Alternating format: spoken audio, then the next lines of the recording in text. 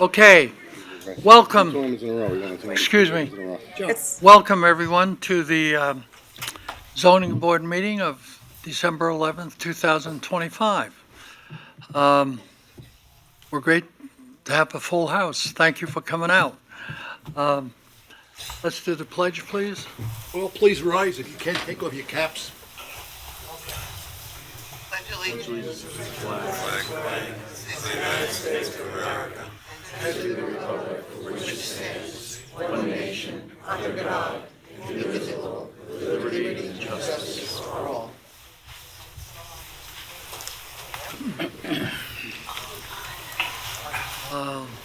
I'm sure some of you have been to zoning board meetings before in person.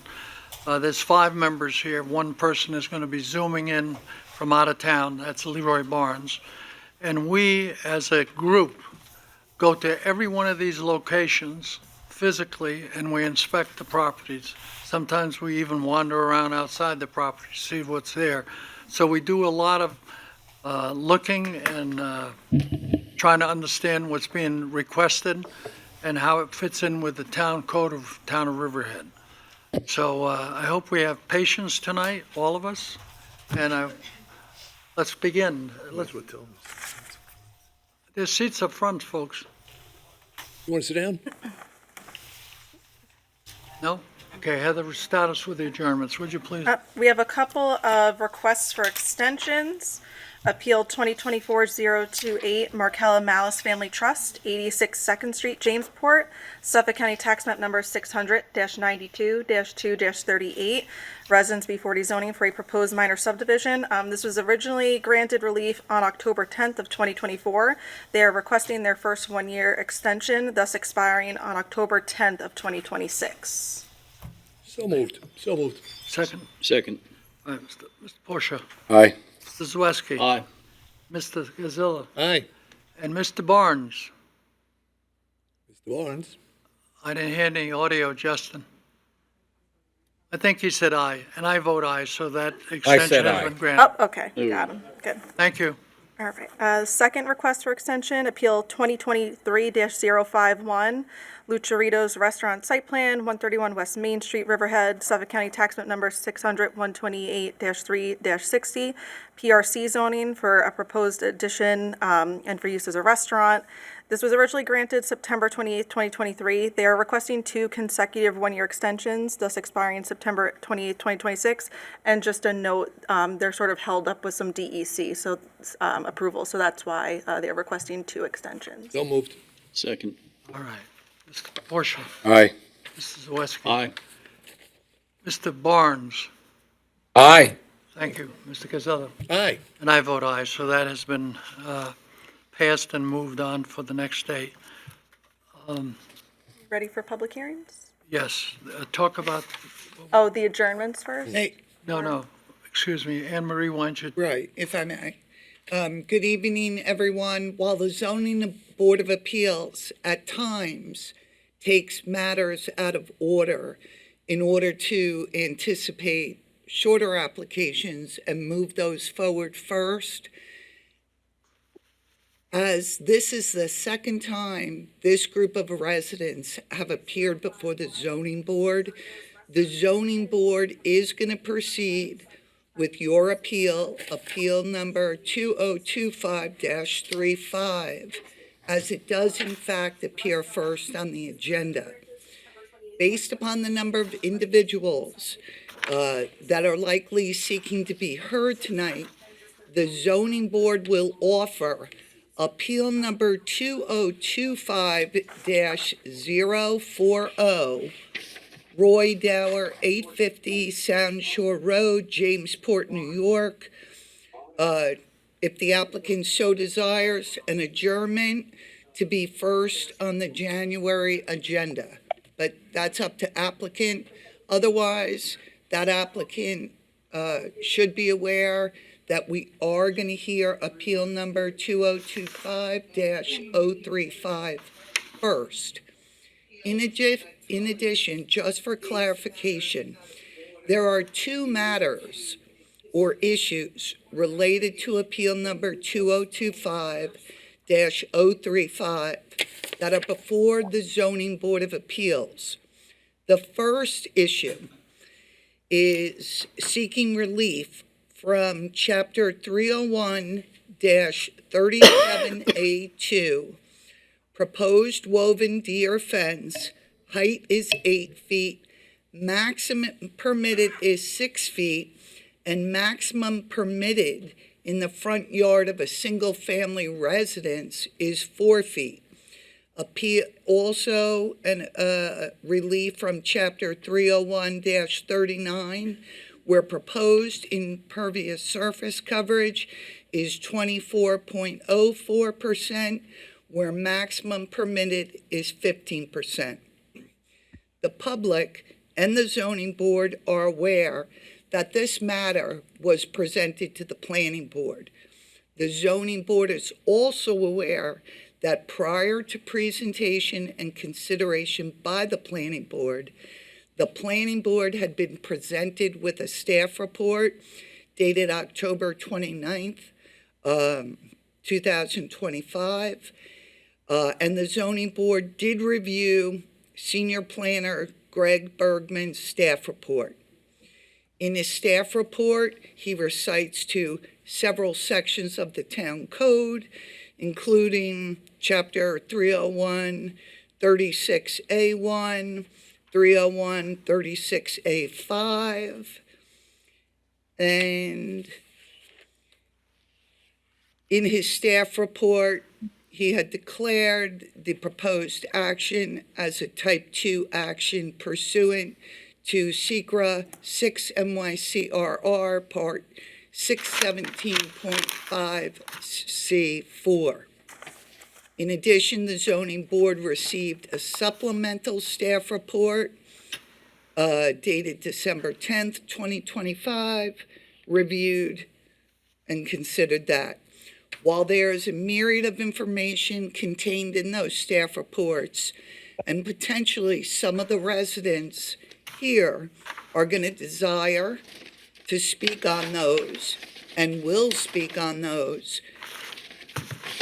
it's just a reminder that the two issues presented for consideration on this appeal involve, again, Section 301-3782 regarding the deer fence and 301-39 regarding impervious surface coverage, 24.04%, where maximum permitted is 15%. So did you want the applicant for 2025-040 to answer? Yeah, if they'd like an adjournment, they could advise the board now. Monica, did you want an adjournment, or are you willing to stay? All right, they would like to stay and be heard tonight. Great. All right, so appeal number 2025-035, Brother Bearcana, 1458 Mill Road, Calverton, Suffolk County Tax Map Number 600-100-2-37, Agricultural Protection Zoning. Applicant requests variances and/or relief from Town Code Chapter 301-37A2, where proposed woven wire deer fence height is 8 feet, maximum allowed height is 6 feet, and Town Code Chapter 301-39, where the proposed impervious surface coverage is 24.04% and the maximum allowed is 15%. Okay, attorney, right? Yes. Please state your name and address. John Anzalone for Harris Beach, Merthyr, Carolina, PLC, 333 Earl Ovington Boulevard, Suite 901, Uniondale, New York, 11553, attorney for the applicant. Okay. Thank you for the opportunity to make this presentation to you tonight. I'm here. Excuse me. Sure. You want to pull that A little mic- closer? Yes, thank Better? you. So again, good evening, and thank you for the opportunity to make this presentation to you tonight. I'm here with respect to the application for the impervious surface coverage and deer height fence height variance relief requested in connection with the proposed one-story greenhouses and related appurtenances and improvements for an agricultural use at 1458 Middle Road, Calverton, New York, which is located between Deepole Road and Mill Road. With me to discuss the development are Jerry DeMauro, the project engineer, and Tony Kiefer from the applicant. At this time, I would like to submit certain exhibits into the record, including renderings, precedent, and photographs that I'll be referencing in my testimony. you have copies for each of the members?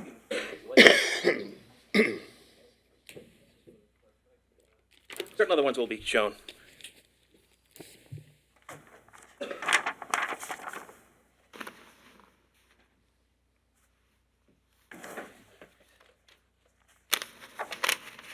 Okay, so this is for the file. That's the file, yes. Thank you. By way of background, this property is zoned agricultural protection zone. Such zone expressly permits farming and greenhouses, whereas here the property is at least 5 acres, as well as accessory farm operations, which the town code defines as building structures and land uses associated with agricultural production and processing of agricultural products.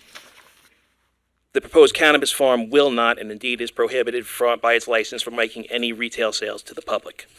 With respect to the character of the development, we note that there is a vacant former farmland to the immediate south across Middle Road, town-owned former farmland to the immediate east, and town-owned woodlands and a landfill to the north. Such town-owned lands extend 3,700 feet to the north and approximately 520 feet to the east. To the southwest is land owned by Waterford Stables LLC, while to the immediate west is a single-family residence. The proposed improvements will all be screened by vegetation that is before the planning board. The screening ties directly into the deer fence relief before the board this evening. The variances for the deer fence height is to protect the on-site vegetation that is being proposed to screen the property from both Middle Road and those residing east and west of the facility. During the winter months, when food is scarce, deer are known to eat evergreens, even though those proposed to be planted are less preferred by deer. The impacts from the deer consumption of the vegetation could leave the plantings dead or subject to significant bare spots, defeating their screening purpose. As can be seen on the site plan and the renderings that were filed, the deer fence is set back a great distance from the residence to the west and is also along town-owned agricultural protected land to the east. As such, the fencing is not going to change the character of the neighborhood. Installing a deer fence at 6 feet is insufficient, as this board has previously held for another variance for deer fencing in Calverton at 2203 River Road, which I submitted into the record. Such decision further noted that the only impact of deer fence on the physical or environmental conditions of the area comes from the installation, which is temporary in nature, and would also occur with a 6-foot installation. Further, this board has held, as it must, that the overpopulation of deer is well known, and the source of the hardship that this request is directed to solve.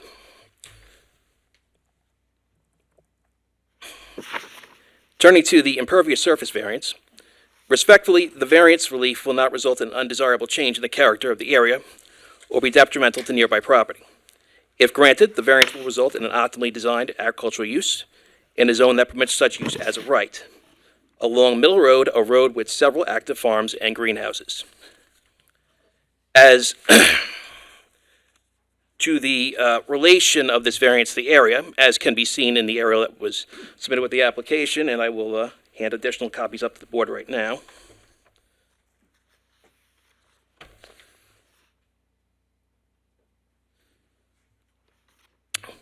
The aerial showing the eastbound approach to the property, approximately 1 acre property at 350 feet southwest of the property at 1553 Middle Road, is essentially a building with a parking and loading throughout almost the entirety of the property, with very minimal vegetation that was installed to give it a little softening. Immediately adjacent to the property, as I noted, are town-owned properties, one of which, the one that immediately adjacent, bears Assessor Code number 129, which is defined as land for which development rights have been acquired by a government agency, for example, certain agricultural lands in Suffolk County. Accordingly, there are no private-owned lands to the north and east of the property that are impacted by the variance. To the west, the single-family residence, the new development is set back as far as possible, well beyond the applicable town code requirements, and there's no proposed removal of the mature or living trees between the new development and the required side yard setback along its western boundary. The proposed improvements at issue are also screened by double-row evergreen plantings, which are designed to screen the parking and improvements in the properties to the east and west and Middle Road. The proposed new improvements, buildings, are further within the 15% limitation imposed by the code. The variance instead results from primarily the inclusion of paved and driveway areas, and secondarily, the retention of the existing residence and garage. The home and garage are proposed to remain for the single-family use of the leaf grower at the property. While the town code does not have a parking requirement for agricultural uses, And as can be seen in the aerials, parking does occur on non-paved surfaces at farms in the town. Pursuant to discussions with the town planning department, the applicant is proposing parking fields in conformance with the town code. Such parking lot has been designed to comply with the town's subsurface drainage requirements, so there'll be no environmental impacts to neighboring parcels from the additional impervious area. The town code also was amended last year in August so that even pervious options such as crushed stone are treated as impervious surfaces for lot coverage purposes. As such, the variance is needed in order to allow for employee parking in defined areas on site. Moreover, this board has granted a number of impervious surfaces variances in the past, a few of which I submitted into the record this evening. At this time, I'd like to ask Jerry DeMauro to walk the board through the proposed improvements and related. Just ask you a question, Mr. Ansley? Absolutely. You indicated the purpose of the 8-foot fence is to protect the evergreens, is that correct? Yes. So by that logic, if I had evergreens on my property, I could get an 8-foot fence. Or if I had an 8-foot fence, I could just go out and buy evergreens. Is that accurate? The reason for the purpose of the 8-foot fence is to prevent deer from jumping. A 6-foot fence, a deer can easily jump. Yeah, to protect the evergreens. It's the reason to protect the evergreens is to screen the property. If you don't protect the evergreens and you stall them, then My understanding of your argument was it was to protect the evergreens. It does. That's purpose of the evergreens, and the evergreens' purpose is So if I protect- want to is to protect screen the property. evergreens, I just have to put up an 8-foot fence. Is that correct? If you're in the east end of Long Island, I have seen deer eat evergreens, so the answer Okay, is well, yes. you've seen this. That's correct? Yes, deer eat evergreens. Thank you. I'd like to add to that. Aren't there certain evergreens you could plant? The evergreens that we are proposing are designed to be most deer resistant. They are the ones that the deer are least likely to eat. Because there are plantings. Yes, that we you have can- green giants, and Mr. DeMauro can go through the exact specifications of the I planting. have some on my property that the deers don't eat. Yes, we are aware, and obviously deer have, I would say, an evolving palate over the years in terms of what they won't eat or what they will eat based on level of food scarcity. I never heard of an evolving palate in a deer, but there's evergreens that you can plant that deers don't eat. I know that for a fact, but Yes. I have them on my property. We are proposing those types of evergreens on this property Well, if you had those, why would you need an 8-foot fence? because we believe that the deer, even at some point, will eat those evergreens. So to protect it's all about protecting the evergreen. It's all about protecting the evergreens. There's a substantial cost Thank to you. planting the evergreens, and purpose is there just to screen the development. We do not want them to not grow to their full potential. You realize if we adopted that logic, that the whole town of Riverhead could Yes. have an 8-foot fence, right? I do understand that, but I Okay. do also know that this facility, there has been requests that it be screened. Okay. Jerry? You attorney, sir? Excuse me, are you attorney? Me? No. Please Jerry DeMauro Engineering and, oh, I got to swear, okay. solemnly swear to tell the truth, the whole truth, and nothing but the truth, so help you God. I do. Please state your name and address. Jerry DeMauro Engineering and Surveying, 20 Mariposa Lane, Manorville, New York, 11949. Thank you. The proposed screening planning is critical for the screening of the property for the surrounding communities. The deer fence is to protect the young plants primarily. Once these evergreens reach 20 or 30 feet high, it's probably unlikely that they will, they certainly can't eat above 4 or 5 feet, but when they're first planted, as we all know, the deer will just mow them down if they have access to them. That's the primary reason for those fences. Are you aware that they also, if you choose to plant a tree that the deers are going to eat, I don't know why you would do that, but if you did choose to do that, are you also aware that you could spray the trees so the deer don't eat them? I can't be the first person that suggested that to you. No, actually, I wasn't aware of that. You You can gotta do spray your- trees and the deer won't eat them, so all of those, we're talking about a couple of hundred trees. So Yeah, they would be sprayed they could be commercially? sprayed. They could be sprayed and faster than I could eat a sandwich. Okay, I was not aware of that. I got guys with big hoses that spray the tree very fast. They Okay, walk at a high rate and just shh. okay, You should research that. okay. All right. I will. Okay, as far as the impervious cover goes, My original intent, I'm the site engineer, was to provide permeable pavement until I found out that the town does not consider that any different than asphalt pavement. Because asphalt requires less maintenance, we went ahead and proposed a parking lot which conforms to the town code for pavement surface as well as drainage, and that's where the proposal stands right now. How many people will this greenhouse employ, the operation there? How many employees? About 15 employees on average. Yes, sir. 50? 15. 1-5. 1-5. That's on a full-time basis, 5 days a week? Is that?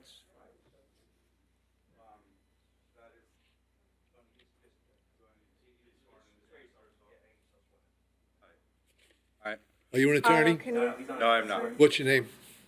Tony Kiefer. Okay. My company is Arch Solar, and we are the, Ready? yeah, right.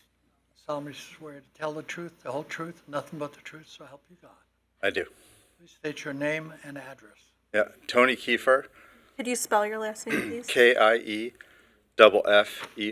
Thank you. Yeah, I'm with Arch Solar, and we are designers and building manufacturers, specialty in greenhouse production. And my address of my office is 128 Cassidy Point Drive, Portland, Maine, 04101. So the question was about the staffing of the plan. The primary hours and staffing will be a staff of approximately 15, more or less. We will have some staggered shifts operating typically in a 7 a.m. to 6 p.m. time frame. And there will be weekend shifts, but those are reduced shifts just to make sure that the plants are, doing well. Mr. Kiefer, what's your title or position with this? President. Okay.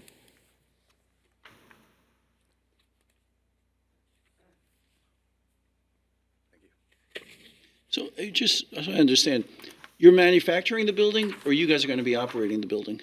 I'm manufacturing and I'm consulting to the operating team of the building. Yep. Both of those. Yep. So we play a dual capacity. We're involved with the pre-construction management of this, and then we'll carry through as a consultant to the project. Do they intend to do any retail sales? No, and nor are they permitted to by the law. Yeah. You understand, do you anticipate, what amount do you anticipate to make from the sales? Pardon? What amount do you anticipate to see at the end of the sales? Amount measured by Dollars. dollars? Yeah. That's really dependent on what the going rate is for cannabis. Can you estimate it? Anywhere from $6 to $8 million Per annum. per annum.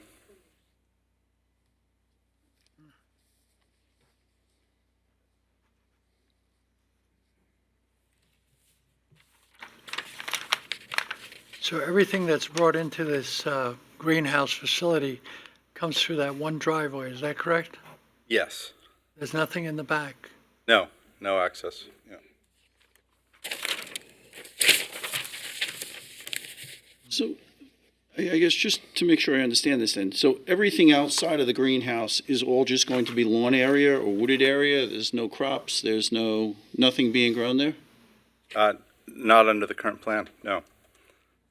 So the current plan, yeah, and so if I could elaborate on that one, I wanted to get, the current plan is to have all cultivation inside of a closed environment, controlled environment greenhouse. And the deers can't get into the greenhouse, I presume? No, they can't. The deers are pretty clear. I do have some experience with deers in periods of time of starvation. They will eat botanical items. They will eat despite being sprayed. Those are well-known facts as well. So while spray is a good approach, Deers will eat things that they normally don't when they're faced with full starvation. So, You said under the current plan. yeah, so Does that mean, are you giving us an innuendo that the current plan is eventually going to change? we have no plans for outdoor cultivation of cannabis, period. So the No, current at this plan, Yep. the parking that's proposed is over 25 spaces, correct? That's correct. Yes, So you're planning on 15 employees and over 25 parking spaces. We actually had this conversation before this meeting, and you are correct, and we actually looked at the plan, and there is the impervious surface area that if, Jerry, you can pull that plan?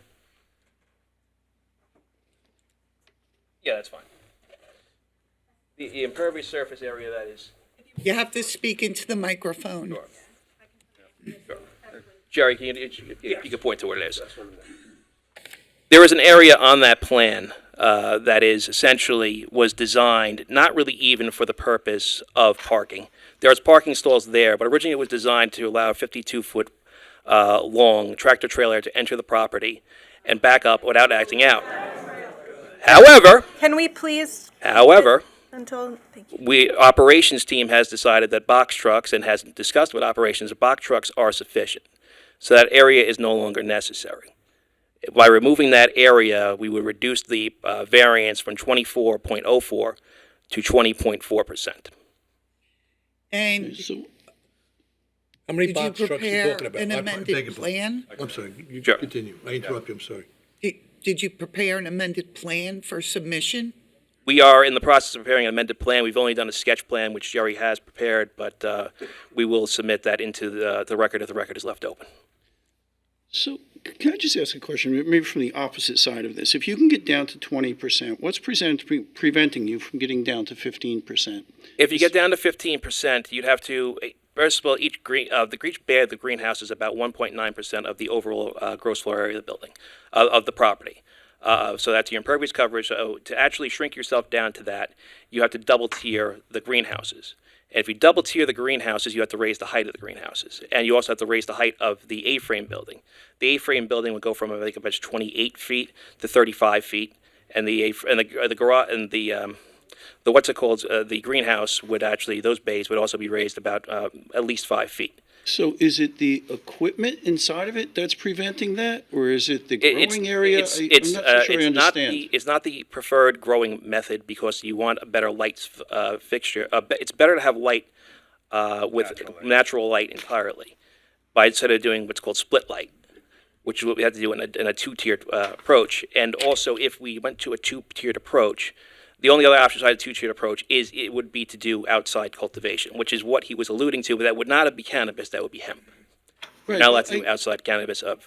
I guess what I'm trying to get to is, you mentioned before that, ballpark estimate, 6 to 8 million per annum. You're building a greenhouse. There's apparently some type of equipment inside there for processing it. Mm-hmm. Is it that you simply can't make money if it's smaller than that? What's driving it that we have to have a greenhouse that's this size, that we have to be more than 15%? When you bought the property, you knew what size it was, you knew what the requirements were. I'm just not so sure I get what's preventing you from getting there. So, as I said, the only difference that would happen is the difference between the lighting. The project would proceed if it was denied. It would proceed in a less than optimal way. It would be more visible to the residents, particularly to the will be the east of the property and also to the south, because you cannot screen 35 feet. So that's one of the main reasons why we did it for screening purposes. The main purpose we did it operationally, as I said, was for the preference for more natural light, and also we wouldn't have to do outside growing. Yeah, but I think we're either talking past one another. My question is, you can design this to be whatever size you want it to be, right? So is what's driving the size of What this, drives whether the it's size one of it story is or the two license story, that the was amount of granted by money? Hold on, do me a favor. Oh, sorry, my apologies, Judge. At a time, if, not for our purpose, but the stenographer, he or she has to Sure. write down. Understand, They can't Judge. do it in stereo. So I understand the light preference, things along those lines. What I'm really trying to get to, though, is if we were to say, well, it's got to be 15,000 square foot, or not 15,000, but you're going to be at 15%. It would be, well, then we have to go up because we can't make our return on this? What exactly is It's to happening make the there? project pencil out, and there's also requirements that we have to do when there are licenses with New York State, and depending on what we have to grow, which Tony can speak more to. Okay, sorry, I just missed the end of that. Can you just speak a little bit louder? Sure. So what I was saying is that there's two main factors there. One, that we have to make the project pencil out economically, and two, we also have to comply with our license from New York State, which Tony can speak further to, and to what we're allowed to grow here. Okay, all right, I'll be interested in hearing that. Yeah, sure. So I think to elaborate on John's point, it's the economics that drives farming primarily, or the layout and the size. We will be growing under a mixed light license. Mixed light means natural light plus artificial light supplementally this time of year when we need to get to the 12 hours in total. So in order to do that, we need to have the right mix of mixed light buildings. And that's optimally done in a more of a horizontal way rather than a vertical way. So I don't know if that clarifies. No, I understand how greenhouses work, but I guess my question is, the portion about New York State license, it sounded like part of the reason for this, there was some type of license requirements that either had... For mixed light, yeah. Okay, what is that portion that's driving that? What is that? Oh, it's the mixed lighting is the requirement. Yeah, Is that what you're saying? the license is predicated upon being a mixed light license. It's Okay. the type of the license. Yeah. But the license, then the permit or license doesn't stipulate the size of the greenhouse, right? The size is up to It you? limits the size at 12,500 square feet of flowering canopy. That's the license. But there's no minimum. There's no minimum. Okay. So you could reduce essentially. The reduction is tied to the economics of the project. Well, you're making $6 to $8 million. You could save a few bucks, I presume.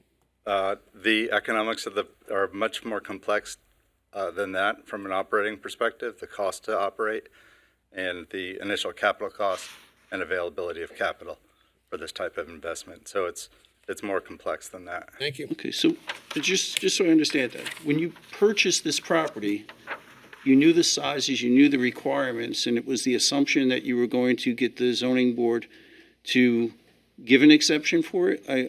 I'm trying to understand how this isn't a self-made issue. Yeah, I was not part of the purchasing team, and I'm not ownership, so I want to caveat that. When the purchase was made, we understood impervious to be more of an industry standard definition of impervious when the plans were formulated at the beginning. So impervious being usually excluding pervious surfaces like pervious pavers, like gravel.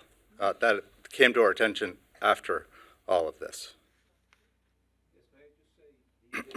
If you want to speak, would you please go to up there so I can hear? If I can add, the building and appurtenances, the concrete pads and whatnot that service the building around it, add up to about 14-15% coverage. My original plan was to have a gravel parking area, not even curbs, just put some gravel in there, so that cars can park on there without digging holes. Until I found out that impervious didn't have the definition that I thought it did in reading the code. So that's how we ended up with this exact size building. Well, according to your plan, the greenhouse alone is at over, I believe it's 14.5% coverage. So Okay. you had to know going into it, it was already had certain improvements, including a single-family residence, a driveway. Well, yeah, the driveway I assumed was going to be gravel. That's what I'm saying. I was looking at that as being permeable surfaces. So I did not include that in the original 15% calculation. That's correct.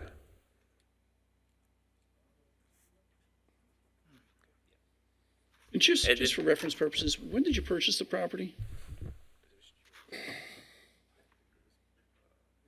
I don't have that. I believe it was the spring of this year. I'm sorry, a little It bit was louder? the spring of this year. Spring of this year. May timeframe.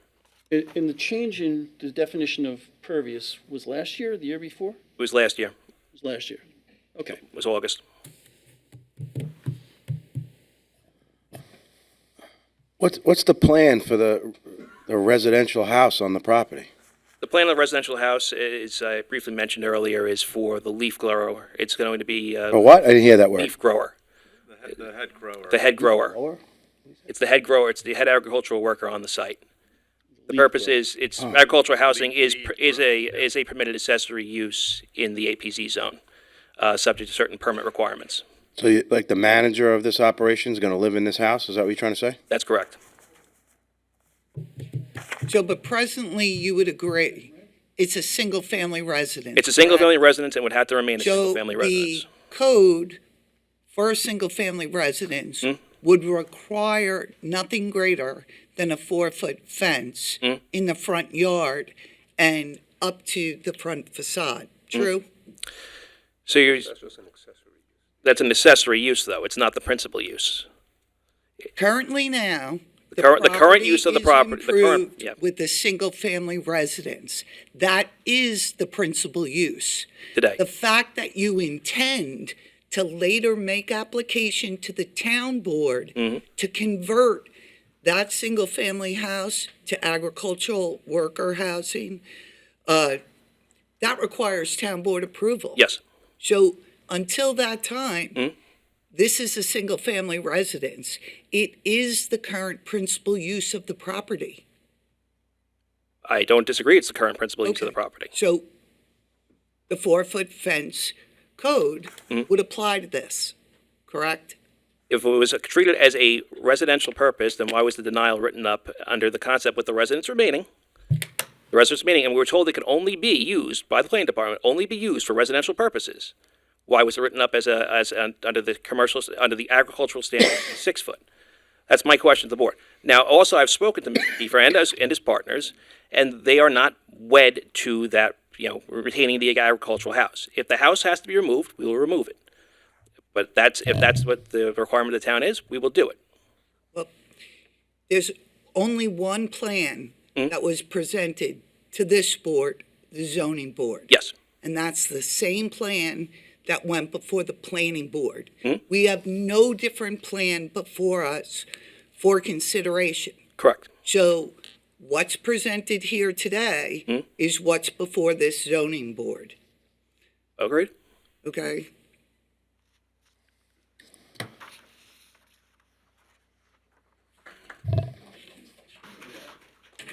And just double backing to one further point, just as was mentioned about, the rationale for the deer fence. This was the board's exact rationale for the fence in 2021. The benefits sought by the applicant cannot be achieved by some alternative means because a fence with that height, which in that case was 4 foot and 6 foot, that conforms to the town code will not prevent deer from entering the property and destroying gardens and plantings. But the benefit you seek is to protect the evergreens. Just as they were protecting their garden, yes, our purpose is to protect evergreens. And you said no trailers, but just trucks? Box trucks, yes, for How pickup. many? Tony, you want to speak? We anticipate that supplies will be delivered every 2 weeks. My question is how many trucks? Probably 1 to 2 trucks every 2 weeks. And there's no tractor trailers that are going to be left on the property, like the ones No, not at all. the ones that hook up to a cab and you leave them there. No, definitely not.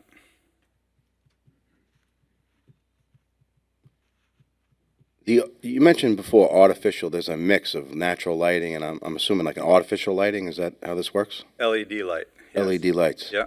You're going to be able to see that at night? No.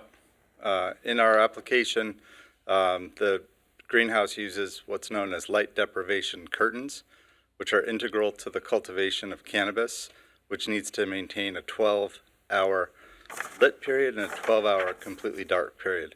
Otherwise, the value of the crop is devalued majorly. So these automatically deploy at a 12-hour mark, summertime or wintertime, by nature of just needing it that way. Trying to look around the room to see if there are poinsettias, but poinsettias are raised the same way. If they go beyond the 12-hour period, they move out of a flower period and back to a vegetative state. So those are 99.99% blackout. So They're on the outside of the greenhouse or the inside? How does that work? it's an automated system that runs inside the greenhouse. So you could drive by there at night, you won't see any light. You won't see any light from inside the greenhouse. And that is industry standard across 50 states, and there's plenty of backup. We can share videos to that effect to show how it works. You built one of these in Long Island already? We have not in Long Island, but Where have you- there are where- several blackout. Where have you built one that you're describing that's closest? Closest would be in Maine from here. In Maine? Yep. Yep. Wow. Of this type of greenhouse. Yeah. But we have examples in Michigan, Ohio, Colorado, New Mexico. But not in New York State. Our brand, not in New York State. Thank you. There are several blacked out, dozens of blackout facilities in New York State that we can help to reference. Just really more of my own curiosity. How is the greenhouse ventilated? Is it just able to be opened up, or is it a matter where you're basically fully HVAC conditioning the space inside there, and there's either filtration or something else that's going on with respect to the exhaust? That's a great question, and it's one that our audience has asked, and we welcome the opportunity to explain it. What we are hoping to build, is a completely sealed greenhouse with HVAC climate control.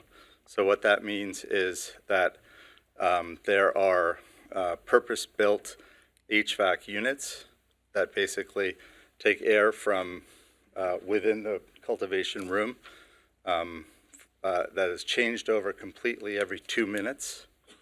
And that air goes through an HVAC system that is gasketed, neoprened, completely closed, circulates through and hits a cooling coil where the air is conditioned and dehumidified, and then returns through the supply back into the building in a completely closed system.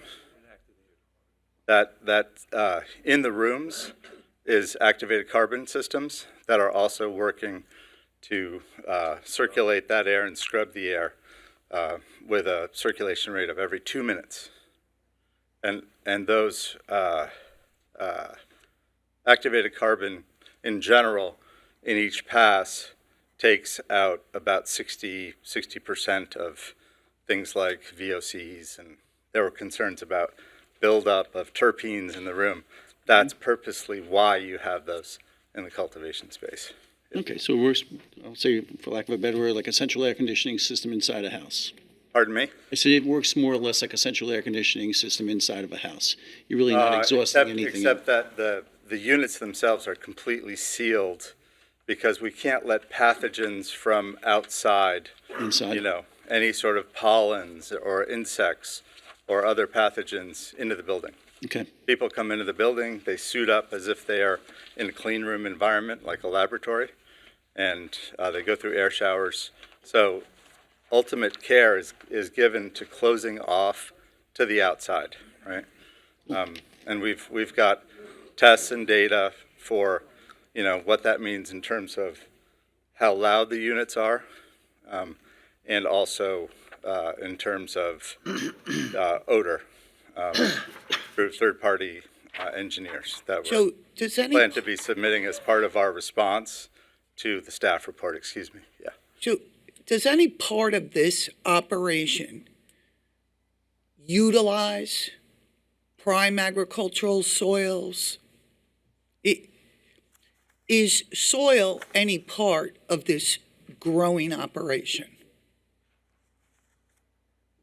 The intended technology and technique for the greenhouse is a hydroponic system, which uses cocoa as the medium for the growth.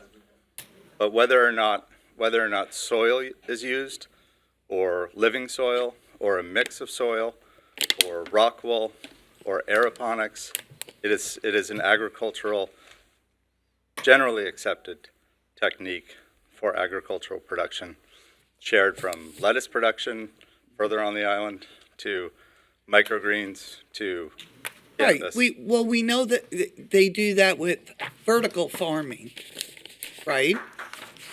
But here, I believe you've described it before the planning board as a greenhouse operation. But the more information that I'm receiving, the more I'm questioning, is this a greenhouse operation? Before we get to that point, I just want to make one thing very clear under New York State law. Under the New York State cannabis law, the towns are prohibited from regulating where cannabis is grown. Fully prohibited. The only time the town is allowed to regulate anyone with a cannabis license is for reasonable time, manner, and place. And those are strictly for retail cannabis and dispensary. The use, cannabis growing, cannabis production are exempt. The towns are prohibited from regulating it, expressly in state law. I'm well aware of the law, Counselor, well aware.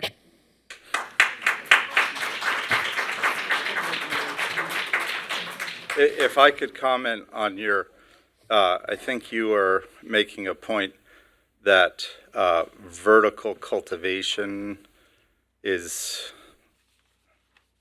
not agriculture, or is not? Not at all. Not at all. In In the agricultural protection zone, you are permitted a greenhouse on 5 or more acres. A greenhouse, different from a vertical farm. Our code defines it differently. I mean, So, looking at your code, you want to speak? Yeah, Sorry. I would ask the definition of greenhouse that you're referring to, if you could please share your understanding of what that is. well, let me ask you, describe to me the construction of these structures. Sure, happily. So a greenhouse by definition is a structure used for year-round agriculture or for extended seasonal growth, right? To control the environment, to either extend the season or to be able to operate year-round. The critical principle in cultivation in a greenhouse is to have light transparency to capture natural light that comes through the greenhouse and basically, ideally, helps to supplement both the light and the heat that can make the environment suitable to growing. So, in effect, achieving the greenhouse effect as it's known. So critical to that is a light transmitting roof, by definition. Okay. So, Sorry, you asked, what is our construction? Sorry, yeah. So our construction has it's a structure that is an arched structure, 50-foot span arched structure with a polycarbonate light transmitting roof, which allows it to achieve the greenhouse effect. Yeah.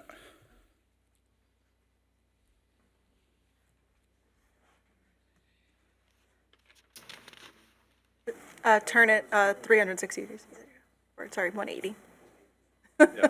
It's been a long day. So the rendering here shows the cladding of the curved roof structure, that Jerry's pointing out, and that is all polycarbonate, light transmitting polycarbonate. so It's light diffusing, so it has a slight soft white sort of tinting to it. You can't speak, you have to go to the microphone. Just in that picture, just to understand it, so the Quonset-looking structures with the dome roofs, those are the growing areas? Yes. And then on the western side, is that a processing area there that has a more traditional roof? Yes. Yeah. So that traditionally is known as the head house, the accessory building. And that building houses shipping and receiving. It houses all of the locker room, gown up, gown down, air showers, offices, the drying rooms, the curing rooms, trim rooms, the water treatment rooms, the fertigation rooms where everything is mixed according to Suffolk County, pollution control. The distribution of that automatically to the tables, the single tier tables where these plants grow. These plants are different than microgreens. They're different than lettuce. They grow 6-7 feet tall. Mm-hmm. Right? And so it's a different crop. The method is designed for that. The height is designed for that. And so also in that space is the nursery where the mother plants where clones are taken are kept. The clones themselves are then grown to a vegetative state. So there's square footage in that space for vegetative growth as well. And then they move into the greenhouses where they grow vegetatively prior to being flipped to the 12-12 hour requirement. Okay. So, but that one on the right-hand side Is doesn't that- have that type of clear roof. In other words, that's not the poly. Correct. That is a typical agricultural standing seam insulated metal panel roof. Okay, thank you. Yep. So this pictorial that you're presenting, this differs from the site plan that you submitted, correct? How so? In the site plan that was submitted, you had fencing abutting all along the street and all along the perimeter of the property. In the subsequent meeting that we had with the building department and senior planner Greg Bergman, he suggested that we actually move it back, or it was discussed in that meeting. And so Heather, moving it off the road was what was discussed. Did 10 we feet. ever receive a changed plan, an amended plan? No. So what was submitted again to the zoning board is definitely not what's pictured here. So as part of the record, I did submit these renderings, among others, into the record tonight. And we will also submit this plan that Mr. DeMauro prepared, which So- shows the reduced area. Renderings are quite different. Correct, on the site From the plan. site plan. And the zoning board is considering the site plan that was presented to the planning board. And as a result of that site plan, 2 issues were presented to the zoning board based upon that plan. Mm-hmm. And those 2 issues are still before the board, which is the height of the fence and the impervious surface variance. Right. I know, but you're showing a plan that is inconsistent with the submission, and you're proposing to submit even a revised plan that nobody's ever seen. Okay. Just what you have. Oh, just this, okay. Yeah. So at this time, we just asked Jerry if he had the plan. He does not have the plan with him. We will submit the sketch plan, which I know is not a site plan, and I acknowledge that for the record. Does the board want to take a look at this and then pass it back for file? So in this, quote, proposed plan that nobody has seen yet, you've reduced the impervious surface coverage, is that correct? That would be correct. Change the parking. It says 21.4 on it, but yeah, that's, yeah.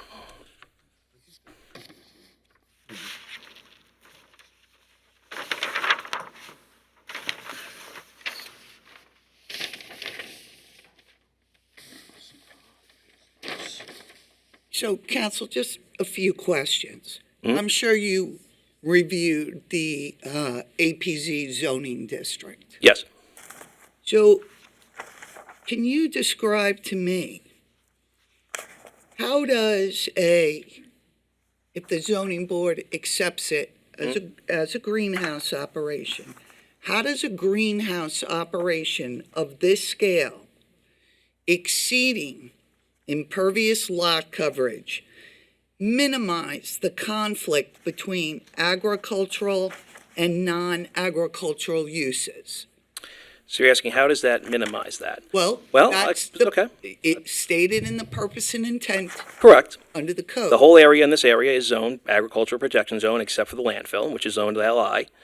So this purpose is an agricultural use that is entirely indoors to prevent odors and noise, actually not really noise for a farm, it's really odors. The town is also a right-to-farm town community.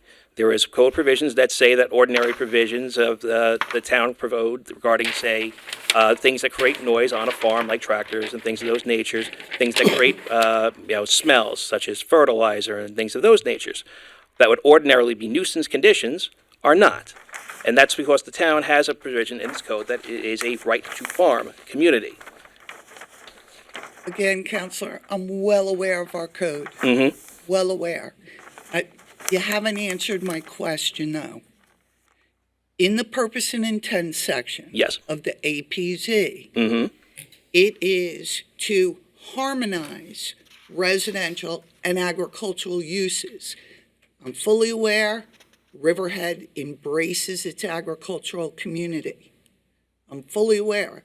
How does proposing something that exceeds the lot coverage marry the two? How does The lot it meet coverage the is purpose and exceeded. intent? The lot coverage is solely exceeded due to a determination by the town board to treat a pervious surface as impervious. That is why we're here today. The agricultural use itself is compliant with the, impervious surface coverage, meaning the use, not actually the parking.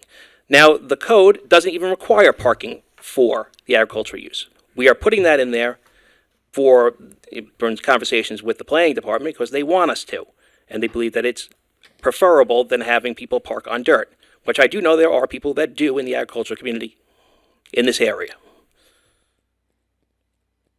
So, your client purchased the property prior to the code change. So when your client purchased the property, he knew the impervious surface coverage at the time of purchase. He also knew the size of the property and its limitations regarding lot coverage. All of that is true. Again, we're not contesting that. I will tell you that the client, before I was retained, did meet with the planning department. They had a pre-meeting with staff. They went over their plan. And the town, then they told them when they were designing was that you cannot exceed 25% ex-impervious because the ZBA would not consider that. Now, we're here under those conversations that were had that were relayed to me. I was not there.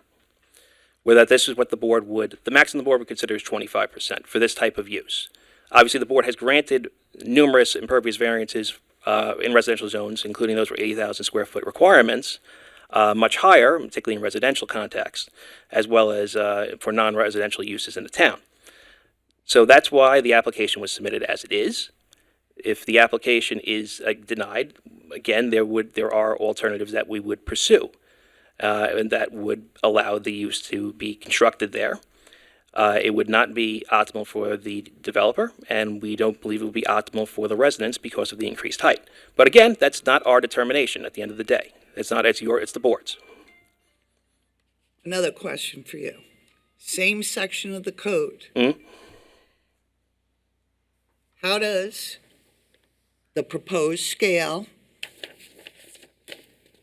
with the parking exceeding lot coverage maintain the agricultural vistas or preserve the rural character? Sure, I'll submit some photographs that show existing greenhouses on Middle Road that are unscreened, a short distance from this property. So there are also other facilities that are screened on this property. There are greenhouses up and down the Middle Road, which I will submit some photographs right now showing them. They are in harmony with those. And if you look at the property in its context of the area, you can see that it's not pushed against the residents to the west.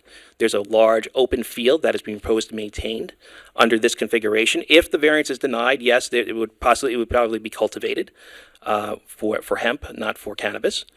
But that would also also go to the agricultural vista. As far as screening it, the purpose of the screening is also to preserve the vista so that when you drive past on Middle Road, you do not see the facility, except obviously at the gate. Why do you require an 8-foot fence in front of the single-family residence? The only reason the 8-foot fence is there is to keep a continuous fence to keep the deer out. That's it.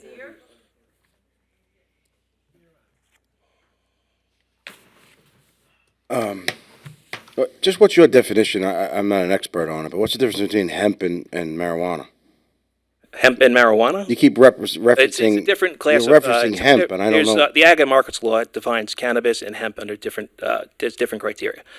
Tony, I'm sorry, he's had some horticultural experience and be more experience. I'd say look at the agricultural law. Yeah. For the definition, I don't want to. Yeah, but it's in the agricultural law that's defined as a separate and different type of crop. And obviously, it's used for different purposes. It's not marijuana. It's not marijuana, no. It's not what you would smoke pot. It's not that kind of... You don't smoke it. No. Hemp can be smoked. It can be smoked, yes, but it's different. It's different if you choose to. They are classified and regulated as different products under the law. You know, one of the things we consider is, and Dan already touched upon this, and Anne-Marie may have too, but one of the things we consider is whether you're creating this problem. It's a self-created hardship. So I think where the board is going is, why can't you just make the greenhouse smaller and the parking lot smaller, and you wouldn't be here asking us to grant a greater impervious surface than what's allowed? I mean, it seems to me like you're creating this problem. Okay. And wait, I never finished. And you're creating this problem for profit. That seems the only... It seems the only reason in my mind, after sitting here and listening to all this, is just so you could make more millions. I don't see any other reason why you can't comport with the current requirements. If I'm wrong, tell me. I'm just wanted to ask a question. I just wanted to be clear about something. Is the board okay with removing the parking lot? Then we would meet the 15%. We could just get rid of the parking lot. Under our town code, the planning board has the right to require a site plan. They did require a site plan, and they also required you to include parking. No, they did not. Well, They did not. We offered the parking, and then the parking required the deer fence for the landscaping, the screening, and everything else. All of that came about because we didn't want to have an open greenhouse sitting on an open piece of property, which is currently not wooded. So if the board is suggesting we can get away with not having a parking lot, we can just get rid of the parking lot. I need to be perfectly clear. The zoning board is not taking a position on a site plan. Site plan is for planning board. And again, a particular plan was proposed to the planning board. They reviewed it. 2 items of relief were required to be presented to the zoning board. Those are the 2 items that are presented, and for the 5th time, the plan that the zoning board is reviewing is the plan that was presented to planning board. Yeah, we understand. Answer, again, in answer to your question, no. No to what? Crystal clear, no. on the issue of parking. Well, The zoning then board I'm is more not confused. The planning Going board, to take a position on the planning board's site plan. okay, so we can revise Okay. the planning board's, the site plan to the planning board and this board also. That can be revised. I'm not giving you any direction other than what I've told you, what is before the zoning board. I understand. Thank you. I also don't feel that this 8-foot fence is to protect trees and to keep deers out. What do you feel it's there to protect? There's many ways to plant trees that don't get eaten by deers. So what is the purpose of the fence? And there's That's many, my and there's many fences in Riverhead that meet the code that Yeah, don't I'm have not deer. disputing any of that. Let me finish speaking. That don't have deers jumping over their fence and attacking their property. There's plenty of area in Riverhead for deers to roam around. There's an occasional deer that hops over a fence here and there, but it's not like we're under attack. So it's a New York State DAC. I believe that there's many ways that you could mitigate the deers, other than what you've proposed. I can go through them if you want me to, but we all know what they are. I feel the real reason for an 8-foot fence is to protect the greenhouse and the products in the greenhouse.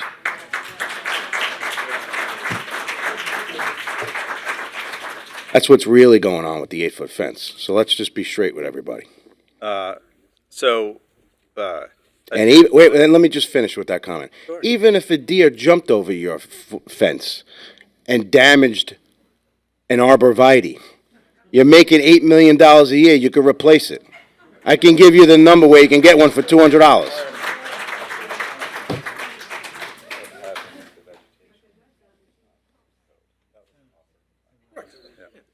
So I just wanted to make a comment that the planting of the vegetation on the property, or a question to council, is that a requirement under the code? Once again, it's Okay. a site plan issue Yep.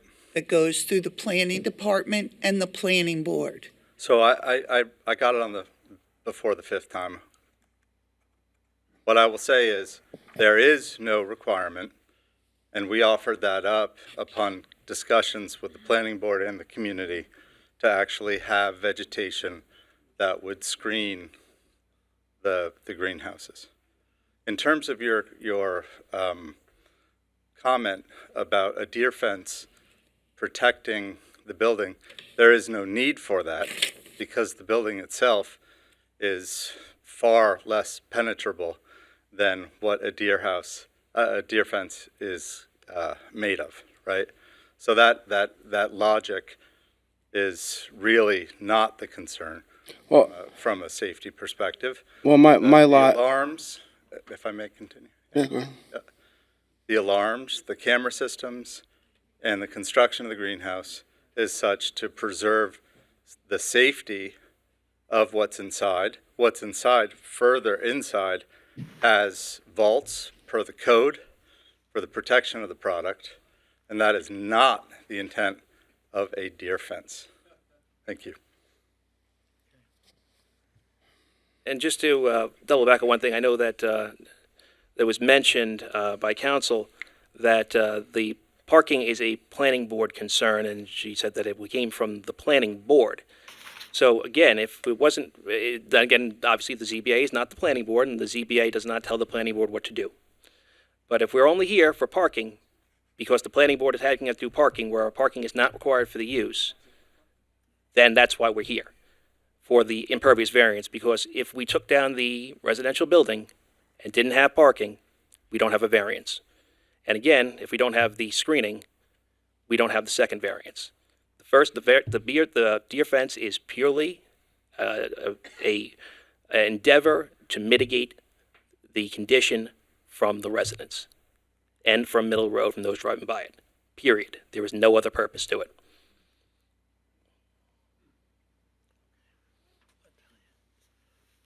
Is it your position that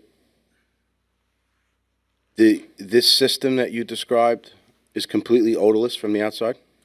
I will let our expert speak, because we have. I'd like you to put that statement on the record. Actually, Uh, no, you go ahead. That's, you can No, answer. You can answer. yeah. I'm not going to go on the record to comment on odors. Why? From the perspective, Please. I love this crowd. From the perspective of using the word completely. Why? Why? Yeah.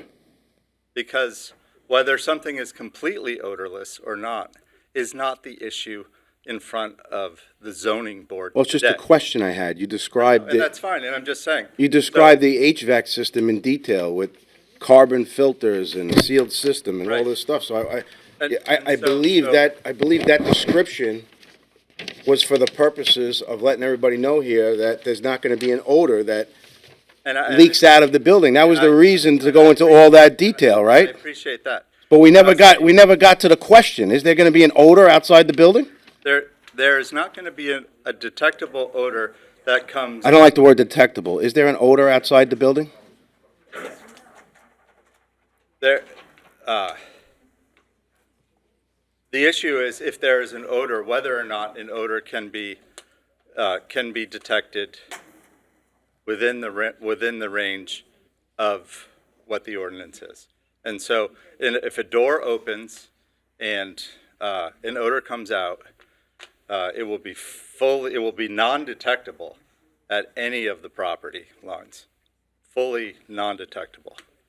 So, for But instance, you agree there will be an odor? what's that? Do you agree there will be an odor? I think any manufacturing, if you are in any. Okay, so for our farm litters, for our farm people, in due respect, I'm sorry. you know, You were you saying? asked, are we going to cultivate with soil? Are we going to? I'm not asking that cultivate- question. I asked you, will there be an odor? Not when the building is closed and sealed. No, There will be no odor. no.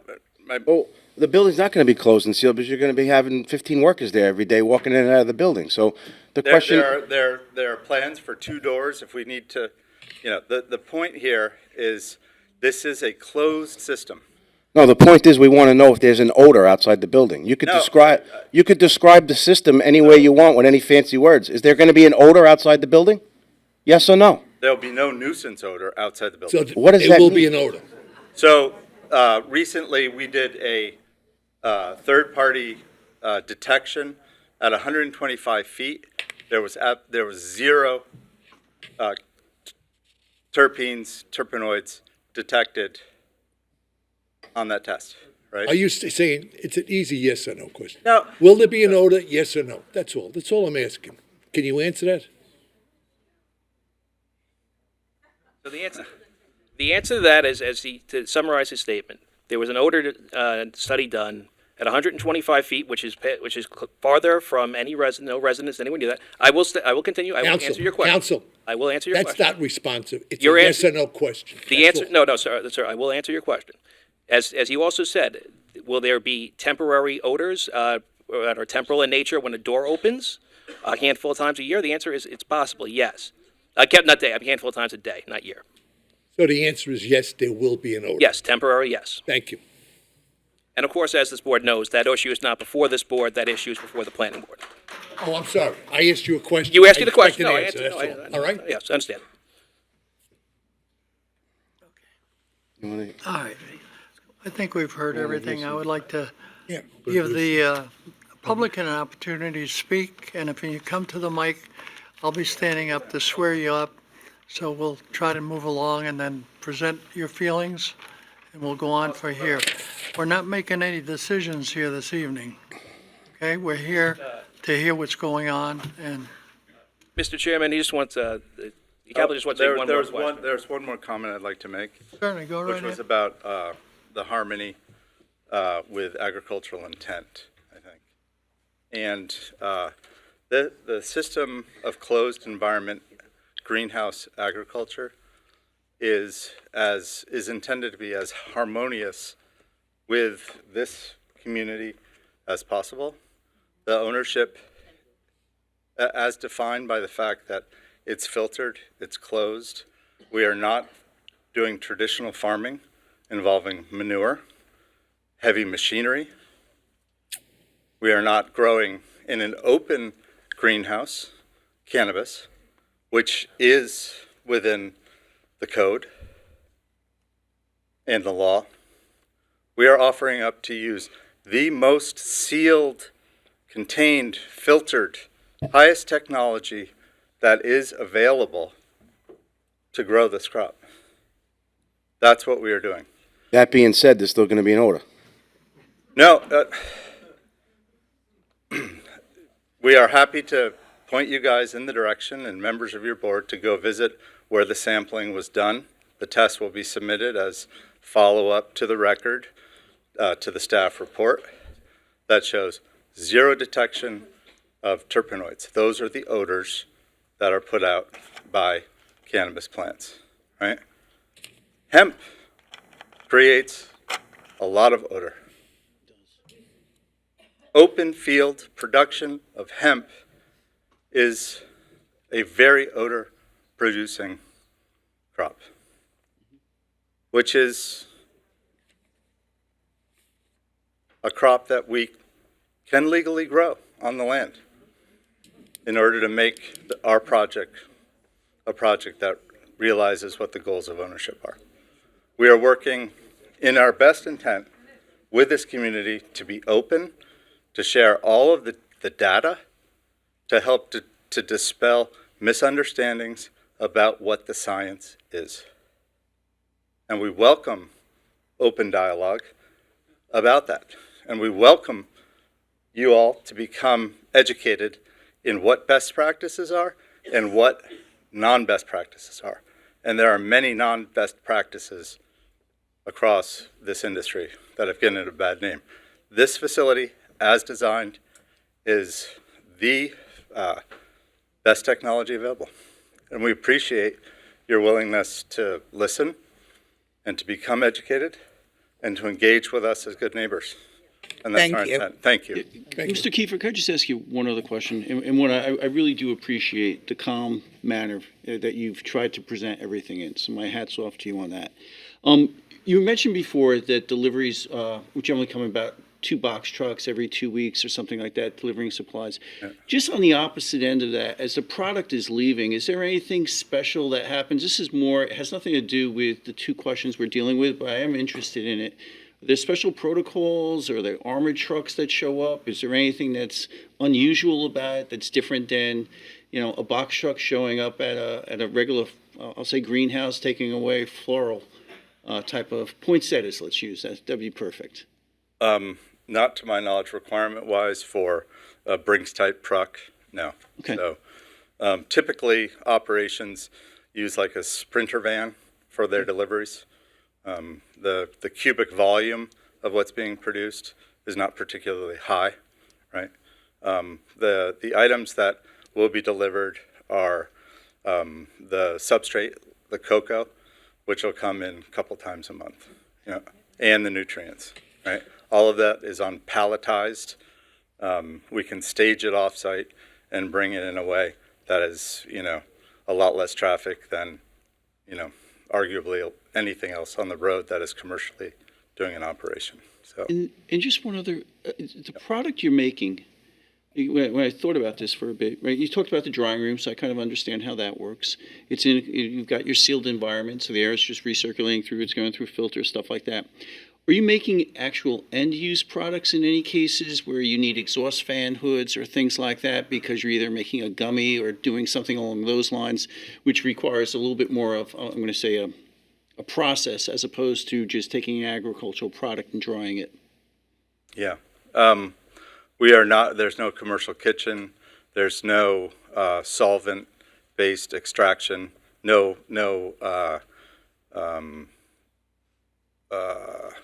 activities of that nature that are going to need to have that type of air scrubbing and air handling. It's not part of what the plan is. Okay, thank you. Yep. Thank you. Heather, I just want for the record, so we don't forget, we did receive correspondence from Town of Riverhead Open Space Committee, a letter from the group for the East End, Yes. a letter from a Ms. Marks, a letter from Greater Calverton Civic Association, and a letter from Calverton Civic Association. Did I hit them all? Yes, that's everything. Just, so there's Calverton Civic 458 Committee that sent a letter, and then there was, a Greater Calverton Civic Association, like a packet that they sent. Right. Okay. I think we'll let the, We'll open it up Thank you for very much public for your comment. thank you. Thank you. Thank you. One at a time. One at a time. Come on up.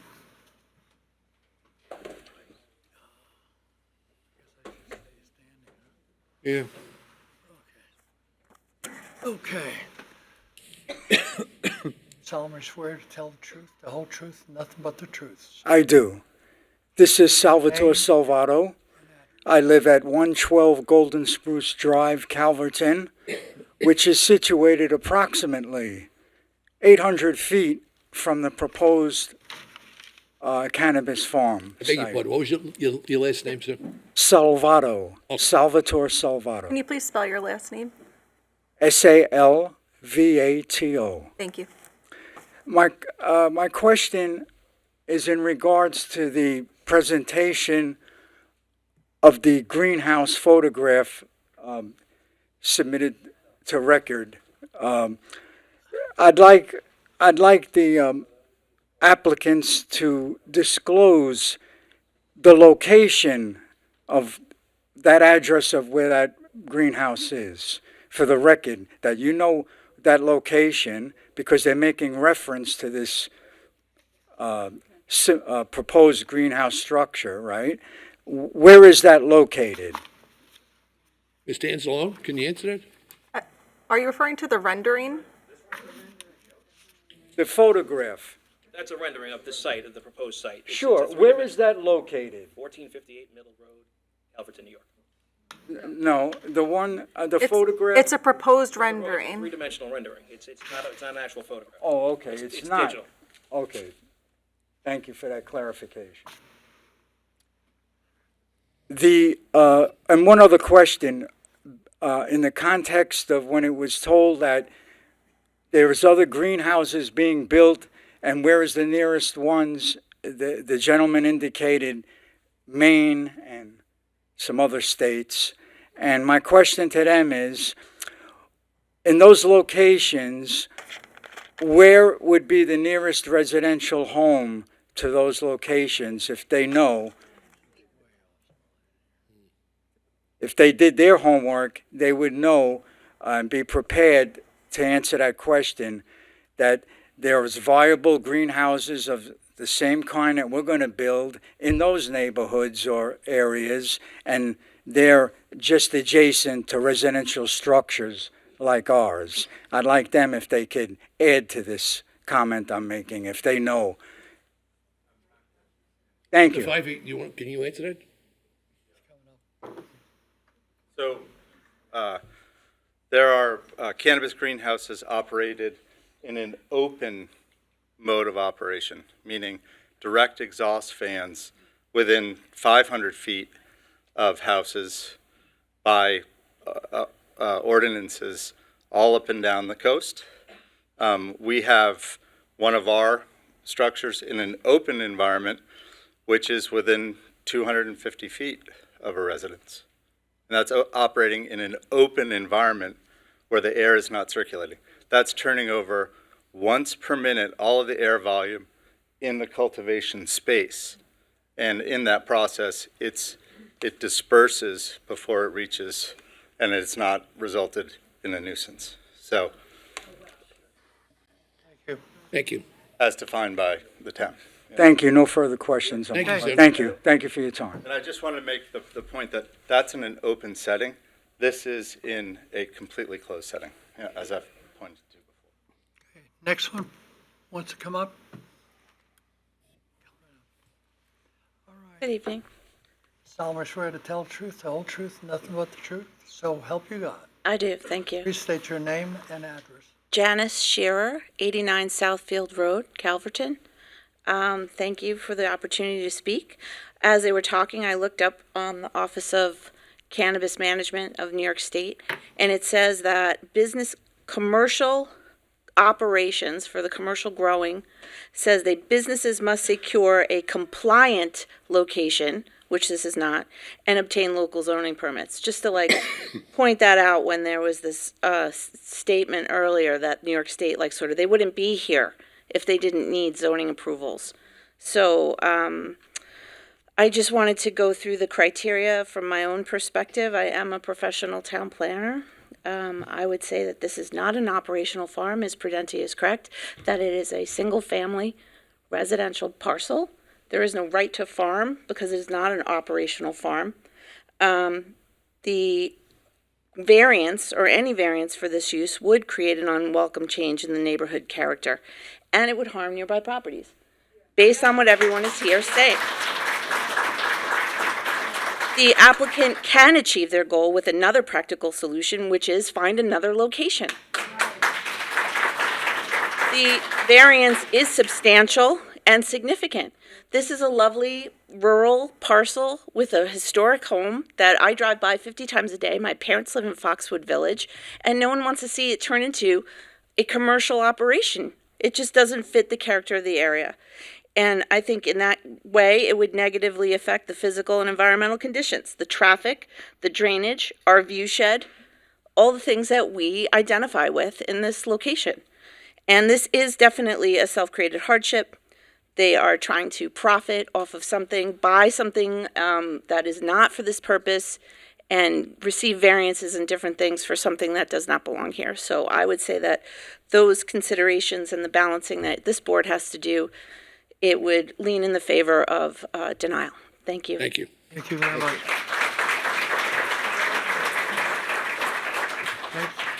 All right. Let's go. Good evening, Takwi Always Church. swear to tell the truth, the whole truth, nothing but the truth. I do. So help you God. Please state your name and address. Hi, Takwi Turchin, Greater Calverton Civic Association President. Welcome. Pardon? Welcome. Thank you. And while I review zoning board proceedings by Zoom and on Channel 22 quite often, this is the first time I've been in front of your board to speak to you. So thank you very much, Chair Whitmire. And for the questions that have happened tonight, it is refreshing to see such detail and such rigor in your questioning. We appreciate it.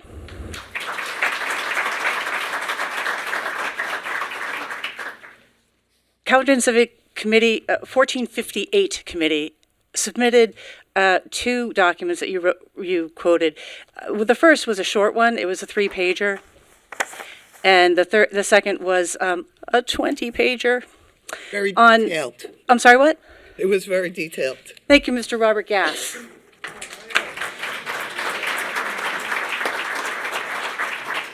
The second one was on the two use variances. The two variances before this board. The first letter, I'd like to just read it into the record. It is quite quick. It is for what you have accomplished tonight. We thought that we would ask you for a use interpretation outright before entering into a discussion on the variances. What you were able to do by your questioning from your attorney and from yourselves has accomplished what we asked in that letter. So here it is. Our request for use interpretation, Brother Bear Canna, 1458 Middle Road, Calverton.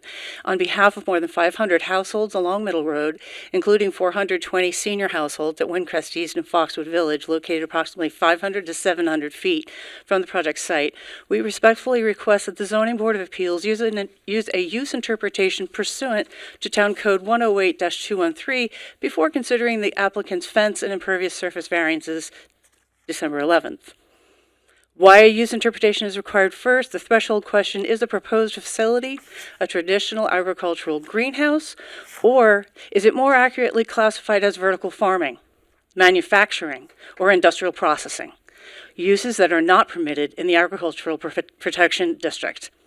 If the proposed use is not permitted in the AP zone, the variances are moot.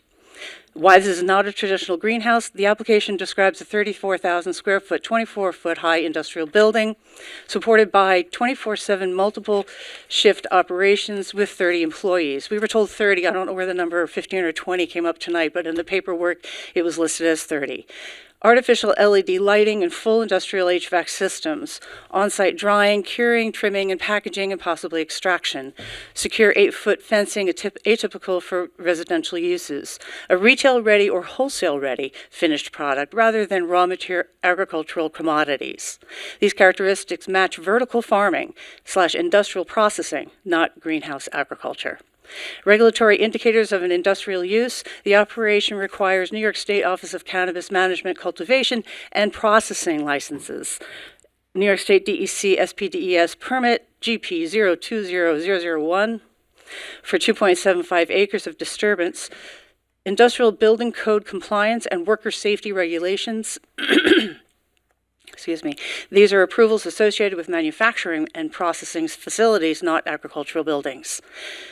ZBA precedent, and I take a long pause here. What we recognize, though it's not in the letter, this is a precedent-setting project, and we appreciate the scrutiny to which you're putting it to. This board has previously issued use interpretations based on regulatory requirements, such as the EPCAL anaerobic digester case, where DEC permitting placed the facility in a use category not allowed. The same logic applies here.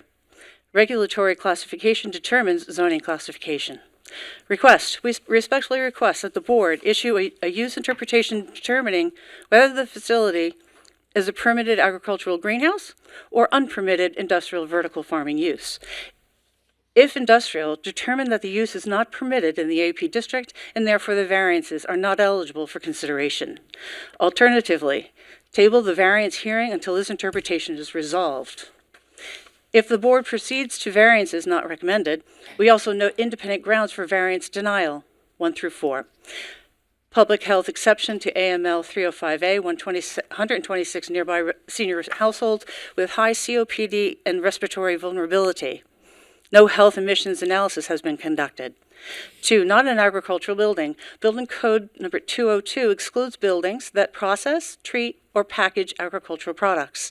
3, missing required permits. SPDES disturbance permit has not been obtained. 4, seeker type 2 exemption does not apply. Industrial 24/7 operations are not farm management practices. Conclusion, this proposal is functionally an industrial cannabis cultivation and processing facility, not a greenhouse. A use interpretation is required before any variance can be considered. We urge the board to make this determination and protect the intent of the Agricultural Protection District. Respectfully submitted. The 20-pager, I'm going to spare you. I'm sure you read it. And it goes into the details on the 2 variances. I'm holding in my hand a packet. I'm only going to fan it. There's about 245 signatures on a petition that is ongoing. It's in circulation tonight, and we're going to continue through the process of adding names onto this petition. And the petition reads very similarly to what I just read to you.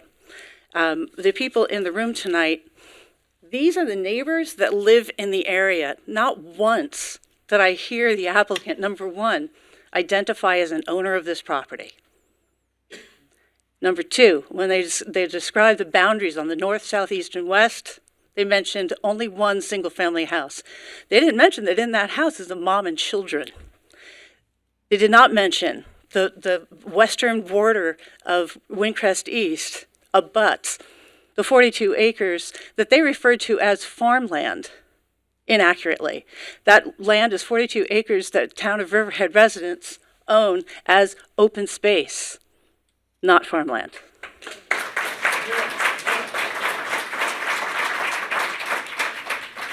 Additionally, if I haven't taken up too much time, the third parcel of the original Kaplinsky farm, the 5-acre postage stamp, the 42-acre preserved property for open space by Riverhead Town, there's a third parcel across the street, south, for 12 acres, which abuts the Foxwood Village. That also is going into preservation. My information from Dean Ganley, from Suffolk County Legislator Stark's office is that it is currently in the process of being preserved as open space, not farmland. I'll leave you with a short piece here. Let's stop sugarcoating it. This is not a greenhouse. It's an industrial cannabis factory dressed up in agriculture language. Factories need scrutiny. Factories need environmental review. Factories do not get variances without proving they won't harm the land around them, especially not with wetlands, wildlife, and 500 homes downwind. But that's exactly what's happening tonight. They want exceptions before explanations. They want permission before accountability.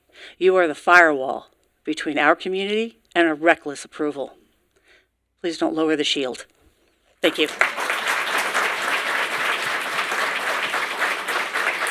Okay.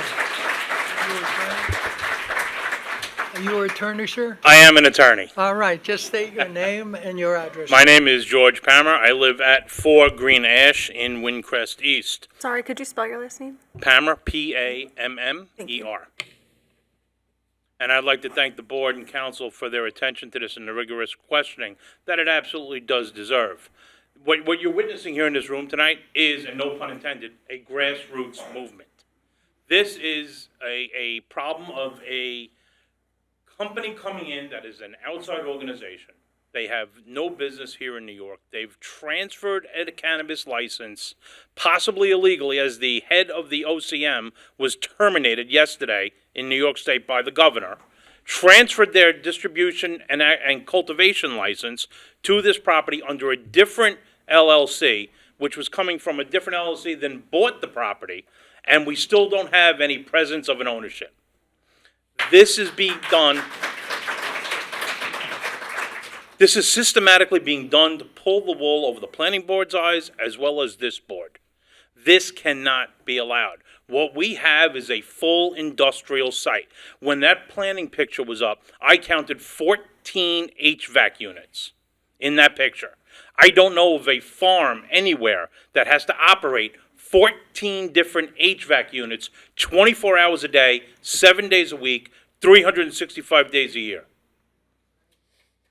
That is going to come with noise because HVAC units don't operate in silence. An HVAC unit, or 14 of them, do not operate in farming. This is not an agricultural use.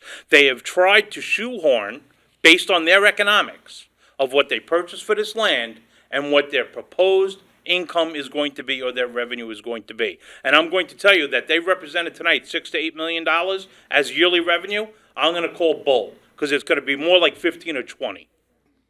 They're going to be operating these trucks regularly, shipping their product out. I'm so glad that they acquiesced that they're not going to use tractor trailers because there's an 8-ton limit on that road. They can't use tractor trailers. So they're trying to come in here like they're making all these great amends to the community to satisfy everybody, and they're really not. What they're trying to do is change plans, change designs, change sizes, and say, no, we're good. We don't need a variance because we'll go without you. I don't think that's going to work because I know this board and I know the planning board is not going to allow that to happen to these people.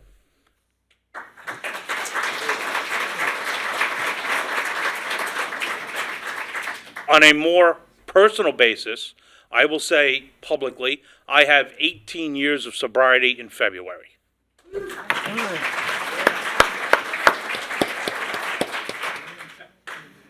I have abstained from alcohol, marijuana, drugs of all types. The last thing I need when I get up to leave my house in the morning is that odor of marijuana or hemp, which is quite more pungent, drifting over to my house because I'm going to be approximately 753 feet away from a marijuana factory.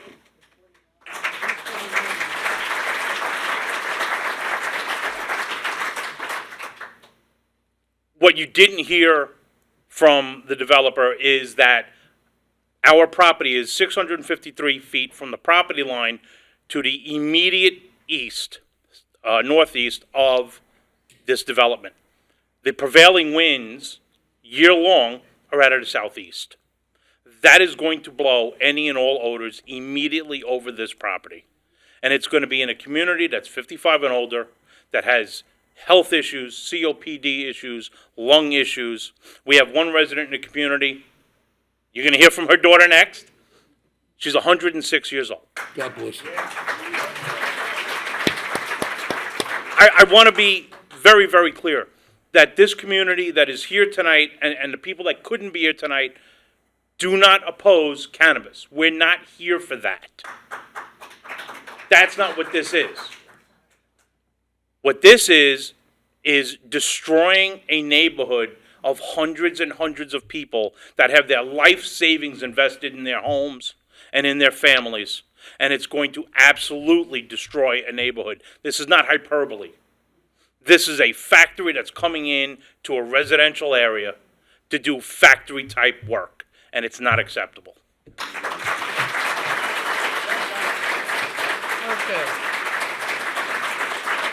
Let's see. Are you an attorney? I do solemnly swear to tell the truth, the whole truth, and nothing but the truth. So help me God. I do. Please state your name and address. My name is Diane Gaudiozzi. I'm from 76 Golden Spruce Drive in Calverton, the Windcrest East. Thank you. Members of the board, I appreciate speaking with you. Every one of us here, residents and officials alike, share a responsibility to the future, and that responsibility is being tested. Pardon me, I have a cold. An industrial-scale cannabis facility wants variances that will alter drainage, alter wildlife movement, alter the character of the land. And yet, we still don't have the environmental studies, the wetlands determinations, or the operational clarity that any responsible reviewer would demand. You are being asked to act without sight, and that's not how government should work. Please remember that this land, this water, this open space, they belong to all of us. We really appreciate your postponing these variances until real information, not speculation, is available. Thank you. Thank you. Okay. Are you an attorney? I gotta ask. No. I do I solemnly played swear. one once, okay. Tell the truth, the whole truth, and nothing but the truth. So help me God. Yes. Please state your name and address. Carrie McKillop, 93 Northwoods Road, Calverton. I wanted to say thank you very much. Before the meeting tonight, I went through the board's roles and responsibilities, and you have far surpassed any expectations that I had, so thank you very much. I just wanted to point out, just as a matter of fact, this property has not been farmed in 45 years, that we can confirm. Historic GIS suggests even longer than that.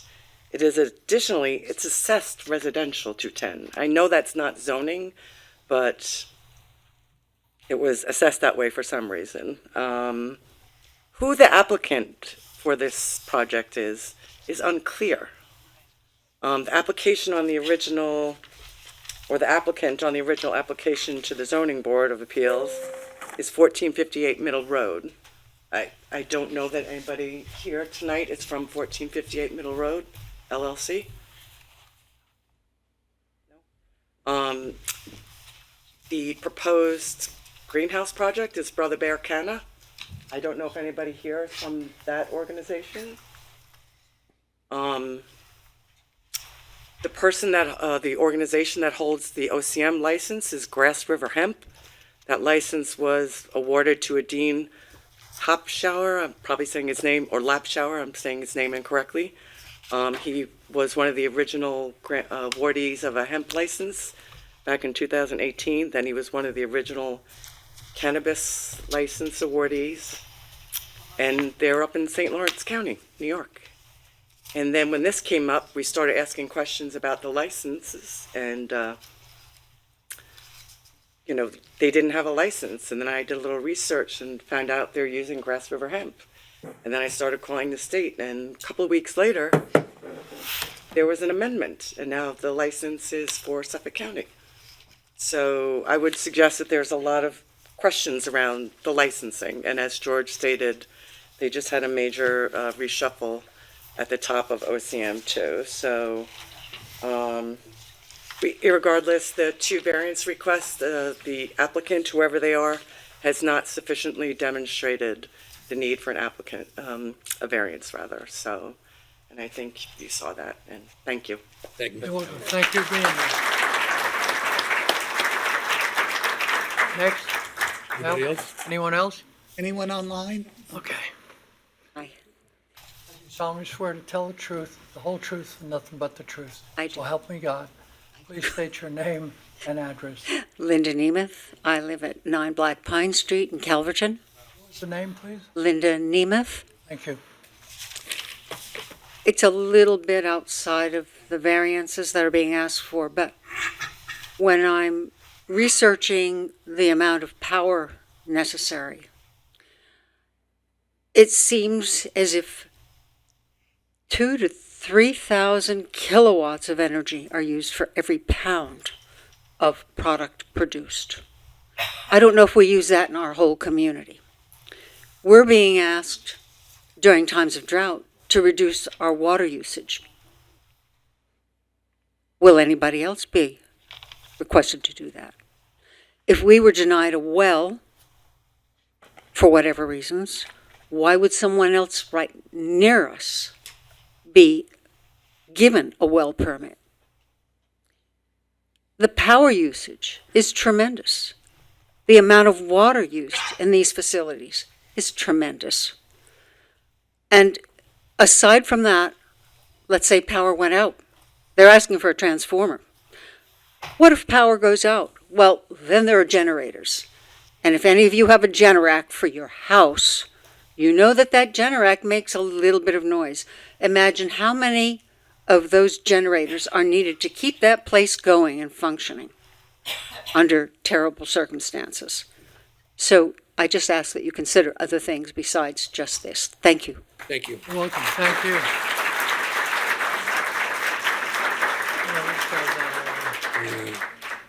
Okay. I do solemnly swear to tell the truth, the whole truth, and nothing but the truth, so help you God. I do. Please state your name and address. Steve Haber, 78 Northwoods Road, Bating Hollow. First, I must apologize the way I look. Before the meeting, I was out getting signatures in opposition of this cannabis factory. And every night what I'm doing, I'm soaking my feet in order to say, but he used to sell vacuum cleaners at 19. Can't do it anymore. However, I got to tell you that every door that I've gone to, every person that has answered it, could not get the clipboard out of my hand quick enough. The community is totally against this. But the real reason why I came up is I moved to this particular area in Bating Hollow because I love the peace and the serenity. Every morning I'm up at 5 a.m. and the first thing that I do is make a cup of coffee. I go outside and I sit on my porch and I feed my cats, my feral cats. As the crow flies, I'm approximately 2.5 miles from the expressway, 2.5 miles from the railroad tracks, 2.5 miles from any other main artery. And you can hear them as if they are in your backyard. And the questions that you asked this evening regarding smell, when we were at Windcrest, they said that it would capture anywhere between 55 to 80% of the odor. Could not give a determination as to the amount of sound that would be produced by either the generators or the HVAC. I really do appreciate the serenity and the quietness. Sound travels, and especially when there's no foliage on the trees, you can hear these trains and cars.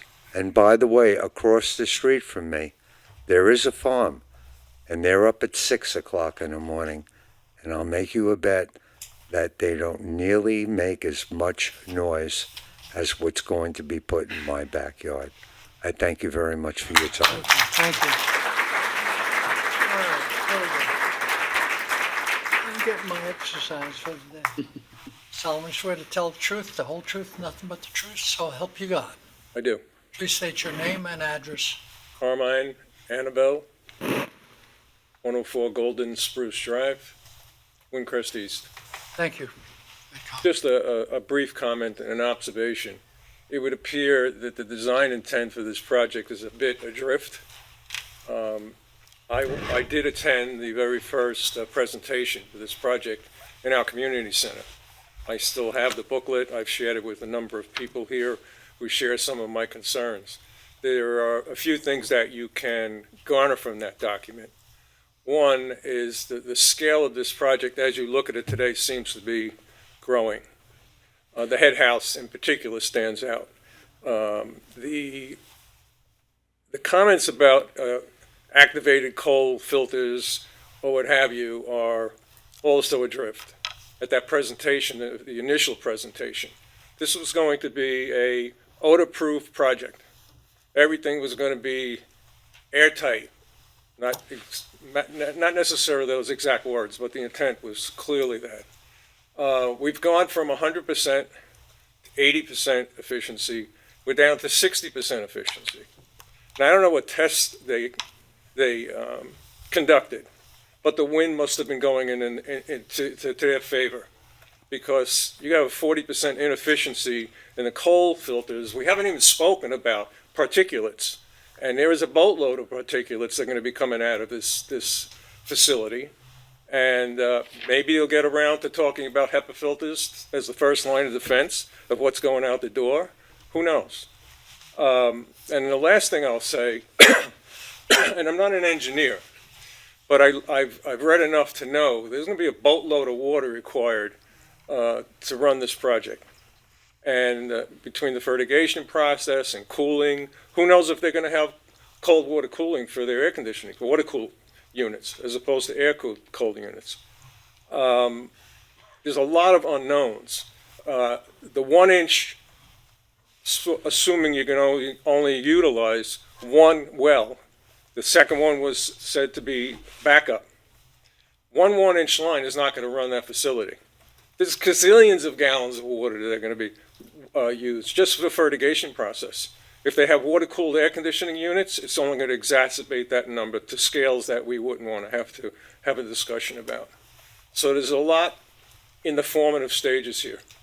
And I think we need to continue as a group, collectively, to challenge these concepts as they're evolving, if they continue to evolve. Thank you. Thank you. Thank you.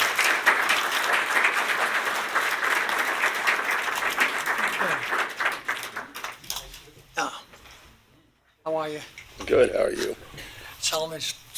I do solemnly swear to tell the truth, the whole truth, nothing but the truth. I do. If you God, please state your name and address. Hi, my name is Larry Levy. I'm the community manager over at Foxwood Village, 1407 Middle Road, Calverton, New York, 11933. So I spoke in front of the planning board the last meeting that they had, and I listened to everything that was said this evening. There were a couple of things that sometimes you have to read, you have to listen between the words, and I heard some things that kind of concerned me a little bit. One of them was they were having a conversation about hemp and the growing of hemp, and I was told that that would not happen unless it may not be profitable enough, or the profits aren't high enough. They may then turn to possibly growing hemp in the field off to the side. And hemp has a worse smell than cannabis does. It has a very potent smell. It will affect greatly the area. And then the other thing that I had, that the other gentleman, the greenhouse gentleman had mentioned, was that some of the open facilities, they have filtering systems. You can't really smell very much, and that is completely incorrect. Up by Maidstone, they have a growing facility up there. I took a drive one day to go up, and this was late in the season. I took a drive, and this was just prior to the planning board meeting. I took a drive up the driveway. I probably was 300, 400 feet away, and I started smelling the odor. The wind was blowing my way, and I said, oh, yep, I can smell it. And as I got closer and closer, the smell got more and more. I drove over into Maidstone as well. I knocked on doors where I saw people's cars were home, and I asked them, I introduced myself. I said, there a possible plan to put a cannabis growing facility across from Foxwood Village, and everyone gave me the same exact look. They went, oh, like that, and they laughed. And I asked them, I said, is there a smell from this facility? And they said, yes, there is. They did some modifications to allow the smells not to be as potent. But when the wind shifts, they have a prevailing wind that comes across the sound and blows it away from them most of the time.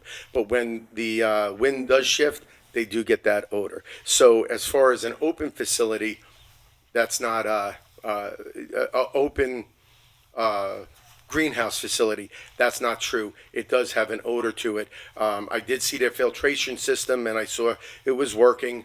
But the smell that was coming out of the filtration system was still giving an odor.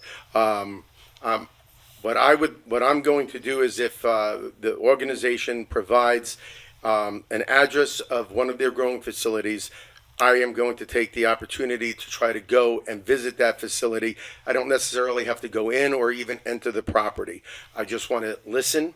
I want to smell. I want to look. I want to take in every sensory perception in the area. So this way I can get a better understanding, because sometimes you say something and it's not really what is what's really there. So, and so this facility, and I'm going to kind of end it pretty quick here, but a lot of people address property values in an area. And so property values aren't affected very quickly. It's a slow burn, and I'm a real estate appraiser by profession for over 25 years. And so it's a slow burn that affects the values in a property. So if there's no smell and nothing's coming out of it, it's going to take a little bit longer. Maybe they'll be a little bit right at the beginning. Some of the way that you would get that slow burn is a real estate agent talking about trying to sell a house in another community further away. And then that buyer says, hey, I'm thinking about, looking up at Foxwood Village. And that real estate agent says, oh, I don't know if I would do that. There's a cannabis, and they're not going to say it that nicely. They're not going to say a cannabis farm. They're going to say there's a pot farm across the street. I'm not quite sure if you want to go look at that. And that kills one of our buyers. And so that slowly affects the values within, because we have less and less people. So one of the things I had asked the planning board was, will they put larger trees so this way you don't see the facility? Larger, arborvitae, green giants, so this way you don't see the property, because someone coming through on Middle Road into my complex, and same with Windcrest as well, coming into my complex, and they come in to buy a home, and then they say, hey, what is that big building over there? Now, I can't mislead the public. I have to let them know what it is. So I say it's a cannabis growing farm, but it doesn't affect anything. I'm going to go back on my heels at that point. And does the person say, who cares? As long as it, or maybe the person says, I don't want to, and we're dealing with a 55 and older community. And so not saying that 55 and older residents don't partake in cannabis use. The generation, we have a lot, we go, I think the oldest we have in our community is 102 years old. So the generation, some of the people moving in, they don't really, it's not their style. Okay, so being that said, I just wanted to go over the way that it could greatly affect our values over time with this project, and that's all I have. Thank you, Larry. Okay, are you a attorney? Hi. I'm going to swear you in. I do solemnly swear to tell the truth, the whole truth, and nothing but the truth, so help me God. I do. Please state your name and your address. My name is Nicole Miller. I live at 2 Golden Spruce Drive, Thank you very much. Windcrest East Community, with my husband. And I probably don't look the age, but I'm legal. I just want to highlight one point with regard to the logistics concerning the size of the trucks that would be going in and out of the proposed facility once or twice a week. I know what a trailer looks like. Those are really heavy duty trucks. A box truck is like from 10 to 16 feet, as much as 24 to 26 feet, which is like pretty big still. So my question to the applicants, even though it's proposed that deliveries or traffic in and out would be twice a week, are we talking just 1 or 2 trucks twice a week, or several trucks twice a week? And if it's at the size of 24 to 26 feet box trucks, as opposed to a little 10 to 16 feet box trucks, because 24 to 26 feet box trucks are pretty big. I see them on the road every day, and I deal in supply chain management. So that, even though it's smaller than a trailer, it's just a couple feet smaller than a trailer. That's still heavy duty, even though if it's going to be in the legal weight limit for truckage allowed on the road, on middle road, right? But I just want to know the regularity of how many trucks will be going in and out twice a week, estimatedly. Okay, thank you. Yes, for production, yeah. You know, so that's my concern also, among all the others that have been presented tonight. Thank you. That's all I've got. Thank you very much.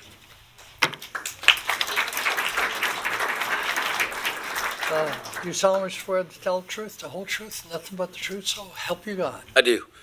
My name is Jerry Halpin, 91 Rabbit Run, Riverhead, New York. And as the chairman of the Wildlife Management Committee, the applicant's counsel said that a 6-foot fence is easy for a deer to hop over. And that is true. It is actually meant to be that way because we're to live harmoniously with the wildlife in our area, which we do here on the east end of Long Island.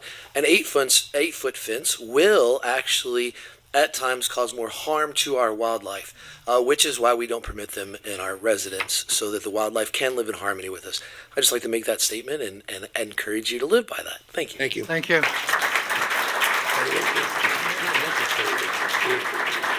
Okay, why don't we go to about 8:15? What do you call it? We got to, next person up, come on. We do have people on Zoom. Do we have Zoom? Oh, gosh. You want to take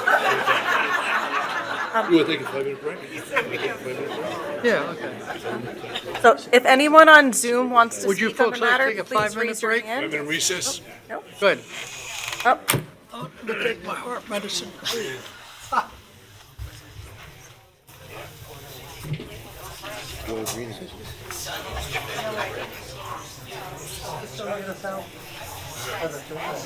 no, that goes into code enforcement. We're just, yeah, we're just taking a break. We're taking a 5-minute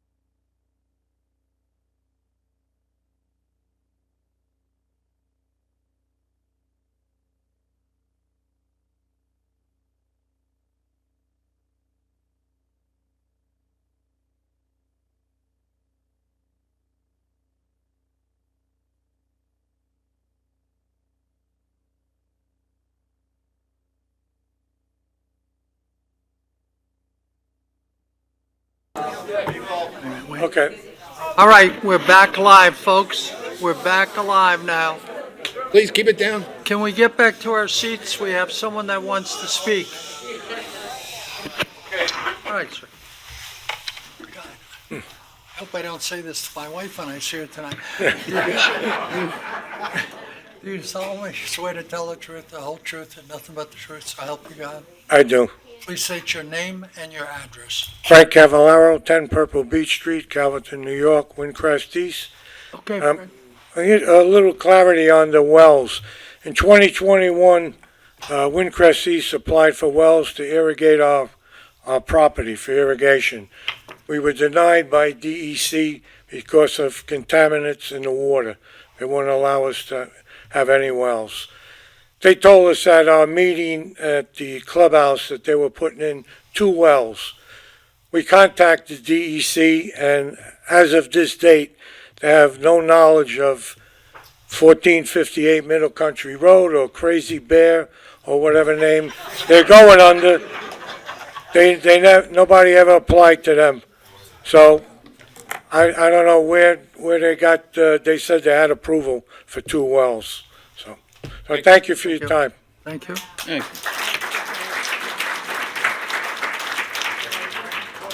Anyone else? Do we have anyone on Zoom? Anybody on Zoom? If anyone on Zoom would like to speak on this matter, please raise your hand and unmute yourself.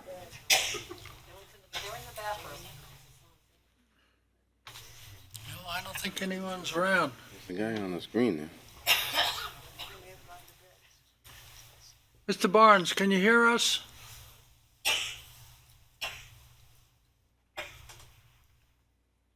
He's saying yes. Can't hear you. Yes, sir. Oh, thank you. Is anyone left here? We would like to move forward here. All right, so. No, I have one question. Go ahead.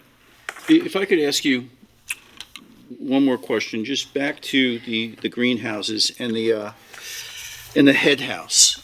So that I kind of understand this correctly. The grow houses, for lack of a better word, the Quonset-looking type of things that have the polycarbonate ceilings, those are all basically, you're calling them greenhouses, right? Correct. Right. The head house, which doesn't have any light filtration, is that considered by you to be a greenhouse, or is that an accessory building? I just want to understand what it's considered to be. The use is technically split between agricultural cultivation. It's not in a light transmitting roof, but as I described before, the mothers are grown there, the clones are taken there, and the vegetative stage is all grown under artificial light in a portion of that building. The rest is commonly known as accessory use of a head house in a greenhouse operation, which would be common in a typical farm. Okay. Does that help? Yep. Yeah, also, there was a question, I believe it was by Miss Miller, about the trucks, the box trucks. Yeah. Are they 24 to 26 or thereabouts, or 10 to 16 feet? Would you know offhand? I don't yet because we haven't contracted yet, but what I can say is that I'm pretty confident that the amount of pallets that we're talking about on a monthly basis, because you're in logistics, is probably less than 20 pallets, 4x4 pallets. Does that make sense to you? So are those standard pallets? Standard pallets, So 4x4. 4x4, 20 pallets is considered a truckload. Yeah, So 20. what is the height? Oh no, of a box truck. Exactly, so how, are we stacking those? I'm pallets? sorry, I'm just can't- gonna ask you to have to go go up to to a the microphone. microphone. No, that's on a monthly basis. I know. So we're saying divided by the number of trips and the number of trucks. Okay. Yeah, so I believe that to be very far below what you may have had up in mind with the 26-foot trucks. Okay, and how does that facilitate your potential revenue of $6 to $8 million with such a small quantity? Yeah. So what we will be delivering is primarily cocoa, nutrients, and some of the other ingredients needed for integrated pest management, which are organic sprays that go on to, like peppermint spray and such, commonly used. So those items, that's all that's needed for 12,500 square feet of cultivation. The life cycle on a plant is about 10 weeks. So if you take the number of plants that grows out over a 10-week period, each plant is in a 1 to 2 gallon bucket, right? So when you translate that into the number of pallets for cocoa, plus all of the nutrients, plus those other supplies, it's of that magnitude. I wanted to address a couple of the other questions or comments as well. One of the questions or themes was about water, right? In this facility, it is a closed circulating system at two levels. One is the way the system works is about 3,000 gallons of water are in circulation a day, right? And that water is mixed with nutrients. It's conveyed to the plants throughout the 12-hour cycle, and that stops.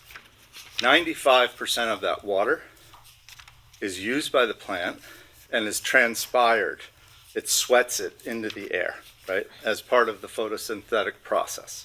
I think we all know that it creates humidity. That air, when it goes through the HVAC system has coils that are at a temperature that air condenses the water being held in the air, and that water is recirculated through a filtration system and used in perpetuity. There's a need for about 300 gallons a day of water. I could say that this room, in your house is using more than 300 gallons a day. So the notion that this is standard times 40 households. No, I'm saying, how much are you using? 300. Yeah. 300.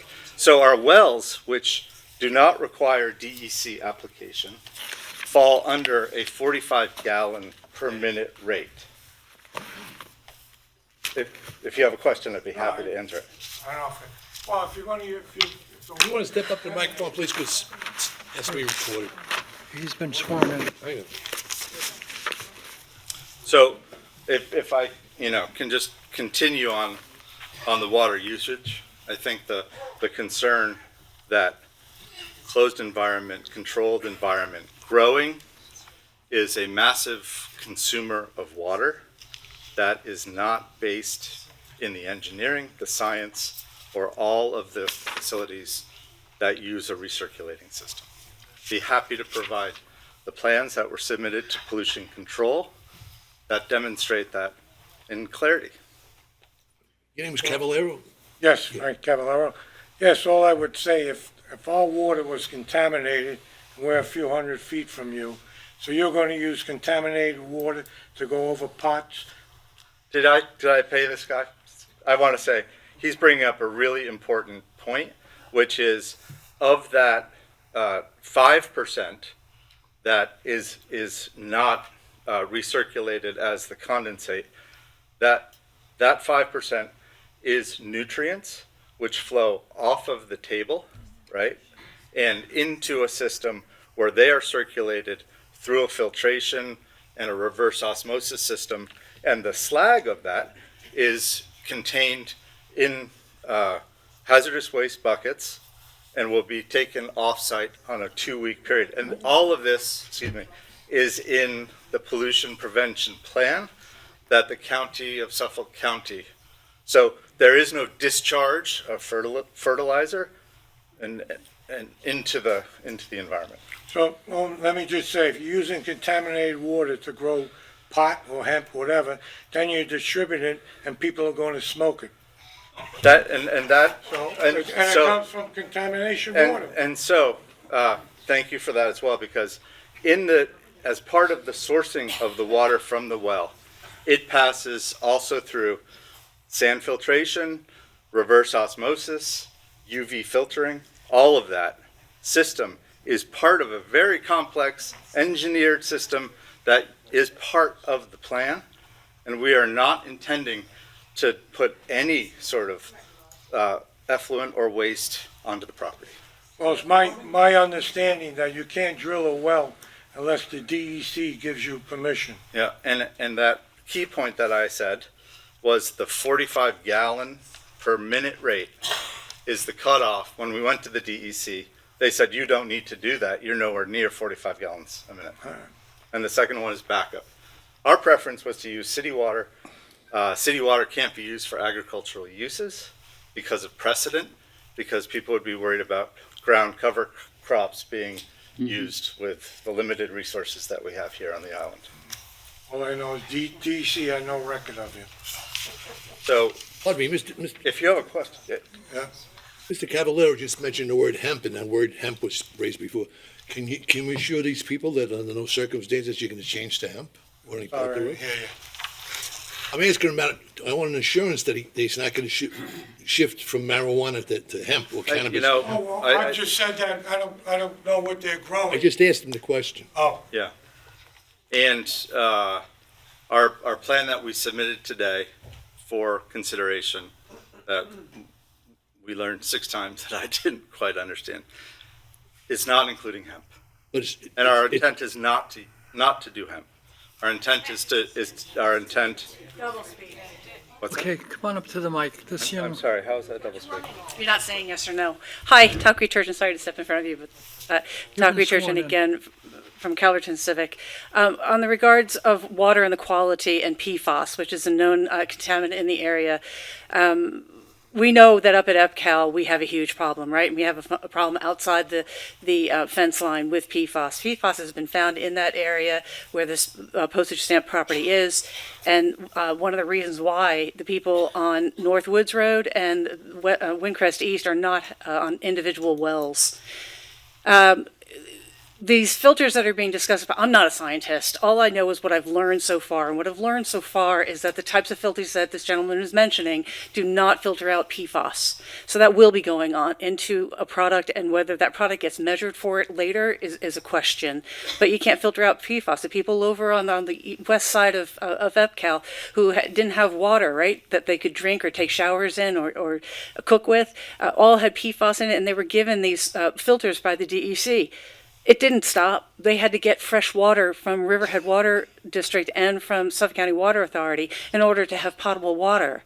So there's going to be PFAS in this product, one way or the other, because it's in the ground below it.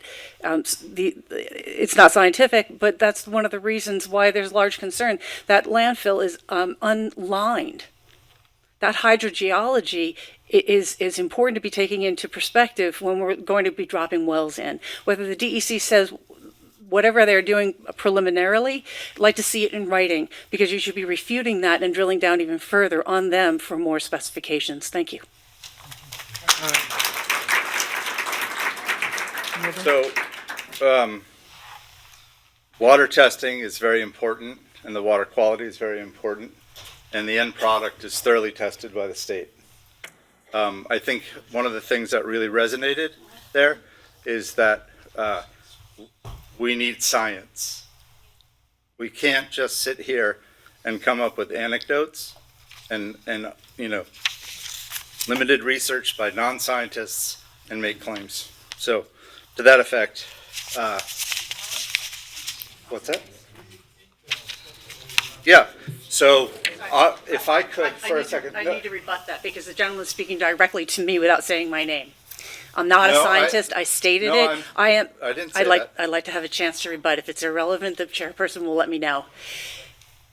It is not anecdotal. These are science-backed examples that you can ask the Navy, and you can ask. I believe her name is Phoenix with. I think she's with Suffolk County, with Stony Brook's DEC, and also with the Department of the Navy. There is science behind why the filters didn't work, and that's readily available. What I'm posing to you and to the people in this room are compelling questions.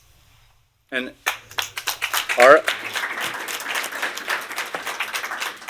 our intent is to provide scientific answers to those compelling questions, because we share those questions with you. Just one last quick question for you, Mr. Kiefer. Yeah, please. We didn't go over it as we were going through this discussion. I just realized it when I was looking at the plan. There's a separate building identified as a proposed sanitary building? Is it Yeah, on the plot in the front? No, that's not a building, sir. That's what? It's not a building. Oh, what is that? That is an IA outs system, which is enclosed in a chain link fence, a low chain link fence, 4 feet high. So it's an IA system it's in a 24 by 24 enclosed fence? That's correct. Okay. It encloses the system, it encloses a stanchion for an electric supply and a switch and, whatever's needed for that particular facility. And that's just for, I'm going to say, the domestic use, either inside the house or inside the bathrooms for the greenhouse? Both, yes. Okay. That's right. Yep. Also, part of the pollution prevention plan on file and submitted. Sorry, it's draft submitted, it'll be on file. But we're happy to share it in its draft form today because it's pretty complete. Okay, thank you. Yep. So, I know my colleague wants to make a couple of comments. There was a question about electricity. Yes, this is an electricity intensive industry when you use the lights and with the HVAC. Our intent is to have the most environmentally sourced electricity on the site. So that's our concession and our, what does that mean? You can purchase power from solar projects, community solar, that has a 100% renewable aspect to it. So it's a choice, right? A choice of management in respect to the environment, which we thoroughly support, as evidenced by the fully closed system, which means fully closed with carbon filters in the cultivation room that circulate for changing the air 2 times a minute, and each pass can remove up to 65% in each pass. So this was, a point of that was not fully understood scientifically, and I apologize that you're last on the list. That's more or less my last comment. I'm happy to stay around and answer questions. I know John has a few things. There was a member of the audience that came up and had researched how much power it required to create a pound of marijuana. I think it was a pound of marijuana. I'm not sure. I think the units on that were not quite accurate and definitive. Well, I got 2 questions for you. Sure. Since you seem to be an expert on this. I don't have the calculations of how many kilowatt hours. How much electric does it require to harvest a pound of marijuana at this facility? And then how many pounds of marijuana are you going to harvest a year out of there? That's not my role to divulge, confidential information about what we produce and don't as a business, as you can respect. It is. Tell me a business that comes in front of you and says exactly how do you make what you're going to make. I'm not asking you how you make it. I'm just saying how many pounds of marijuana are you going to harvest out of there? I don't have the number fully in front of me, and I don't think it's relevant to the variance discussion.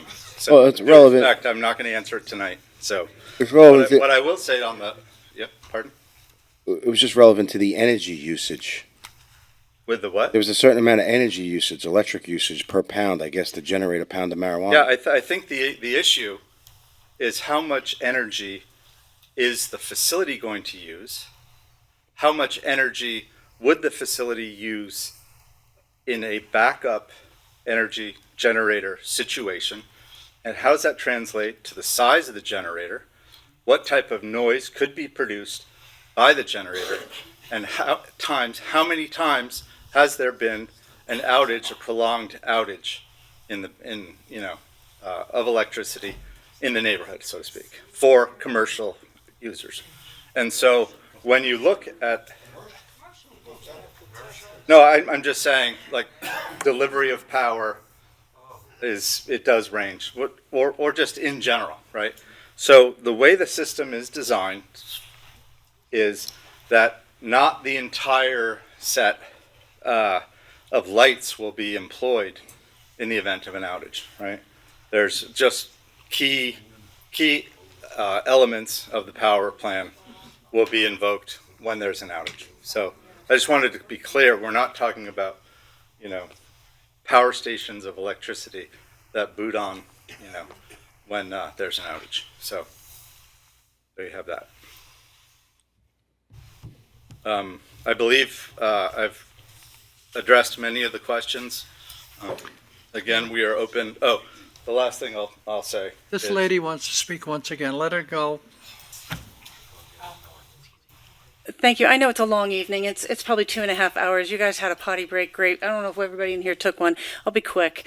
Our concern with the energy is is that without understanding the amount of energy per pound, which you asked for,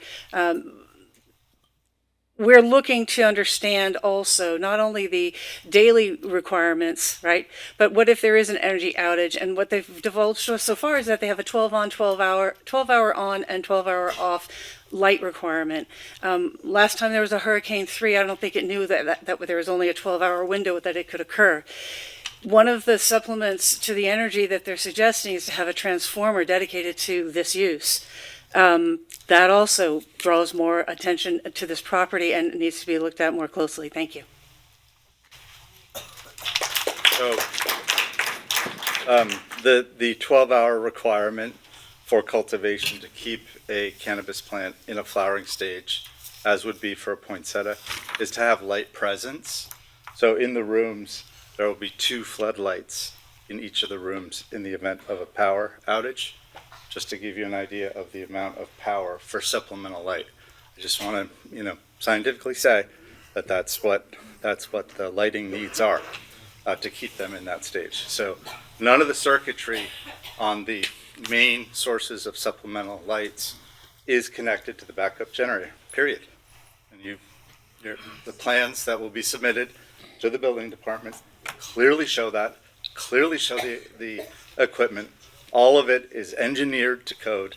Otherwise, you wouldn't get it approved by the building department. So just so you know that. How much product do you expect to produce a week? As I said before, I don't have that off the top of my head. Can you guesstimate it?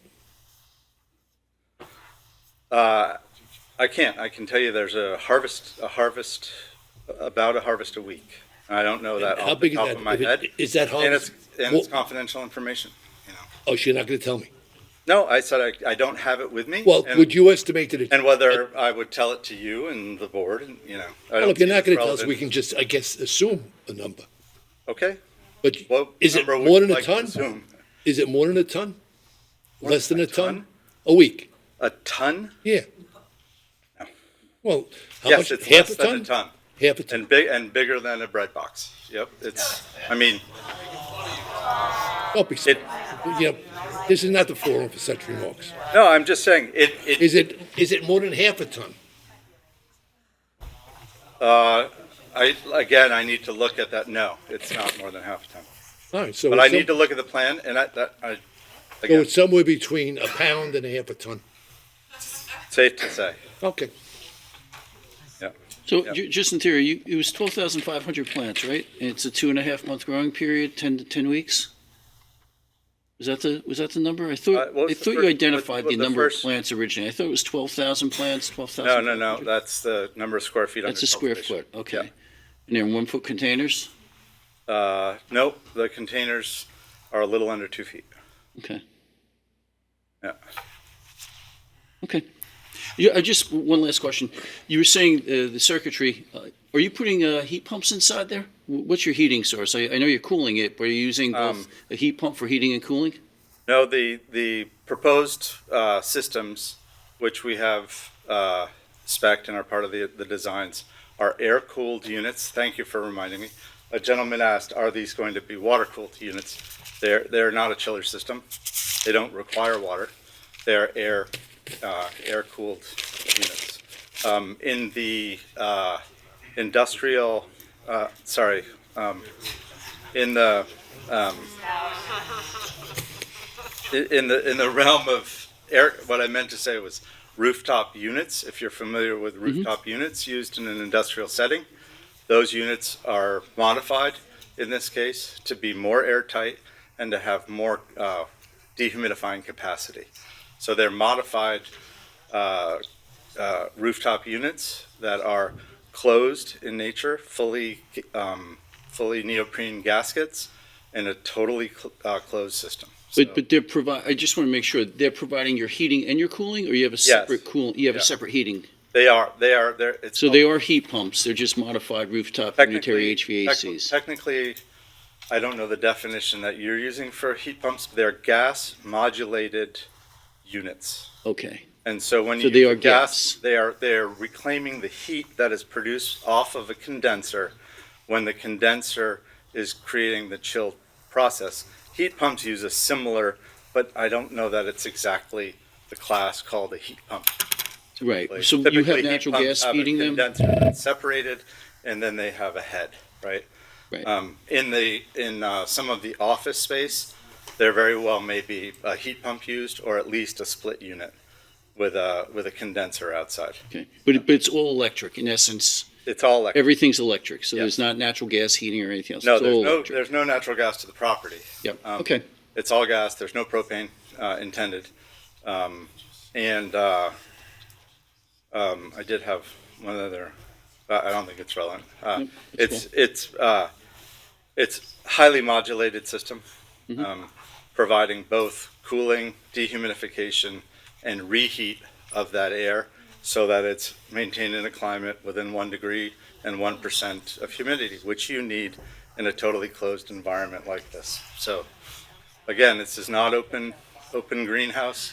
This is not agriculture you may have seen before, and we're happy to provide information and continue dialogue so that you understand what your neighbors are proposing. So I want to thank all of you for your questions, and I want to thank the audience for your questions and concern, which we take seriously, and we want to have open dialogue so that you guys are educated and can understand.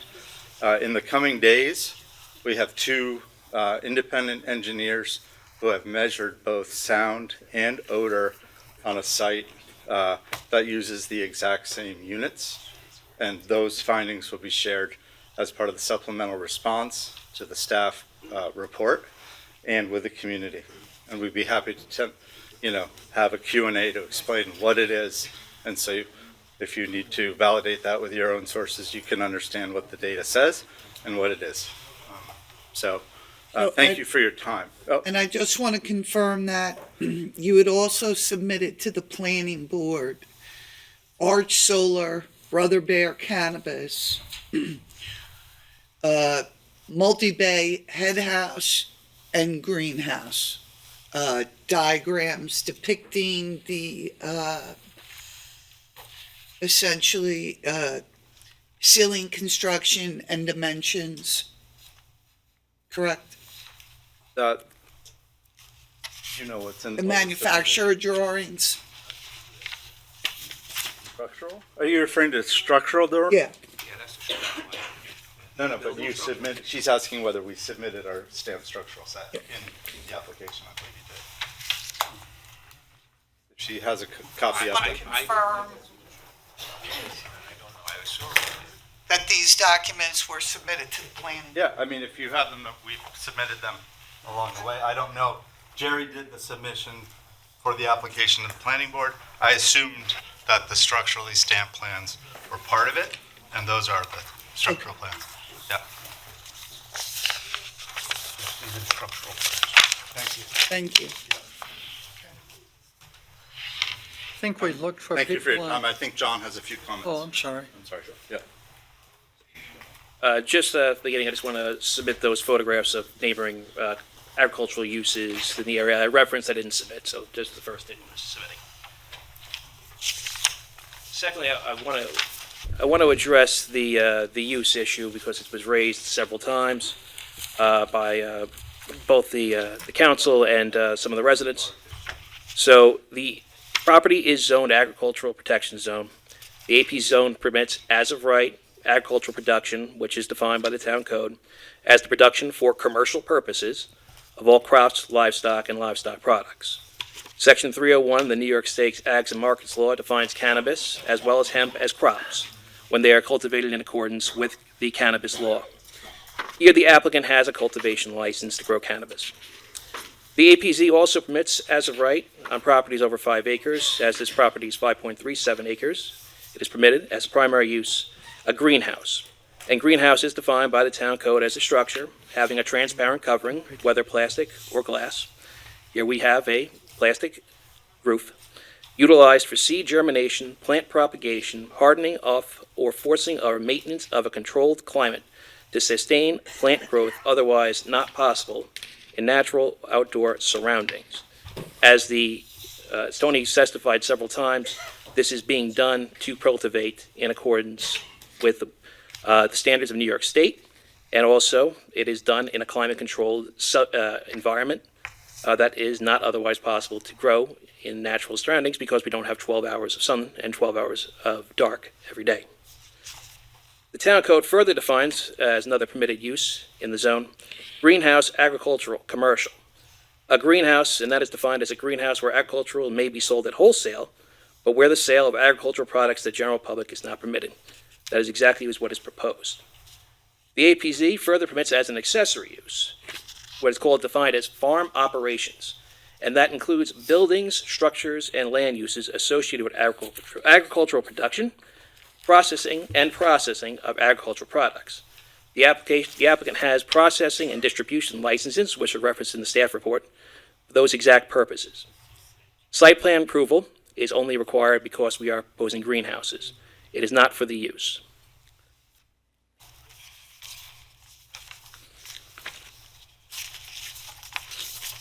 With that, we respectfully request the board to grant the application, and we're here to answer any further questions this board may have. You want to speak? Come on, last person. I've sworn you in, haven't I? My name is Carrie McKillop, sorry. Yes, you are.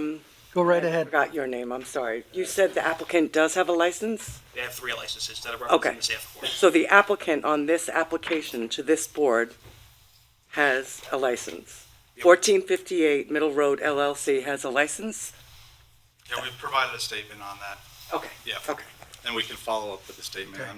I'm not the issuing license lawyer, but it is done in accordance with the state. Anne Marie. So our plan will be to get that response in writing so that everyone can have a complete view of the legality on that question. Thank you. And also to provide the 2 studies that I referenced for your reading. Thank you. Okay. Well, we've heard a lot of comments today, a lot of problem solving. Holy crow. There's a lot of stuff that we have to digest here, and we will. And we'll come back. This will be a suggestion that we will adjourn till the first or second meeting in January. What do you think? First meeting. First What meeting. day is that? January 8th. January. And we'll come back with a reserved decision. Plus, you have to get some information that was required or requested. If you would get that in, that would help us all along. So, Mr. Chairman, we're closing the hearing, correct, for reserved decision? That's correct. So moved till January 8th, adjourn till January 3rd. Second. Okay. Mr. Barnes. Leroy. Okay, he said yes. Mr. Portion. Aye. Oh, he said aye, right. Aye. I'm sorry, Mr. Chairman. Aye. And I vote aye, so we have adjourned till that time. I really appreciate all the participation by the public in the way that everything was presented. You are ladies and gentlemen, thank you very much. Drive safely. Okay. And we do have another hearing. We have this another evening, hearing. So if everyone could exit quietly, it would be most appreciated. Or not. Good night.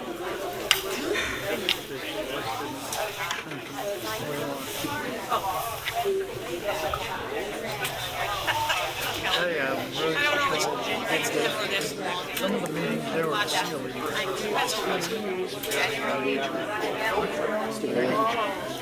No, but some of these other meetings, they got.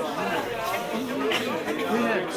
They said, why not? It's a right to be heard.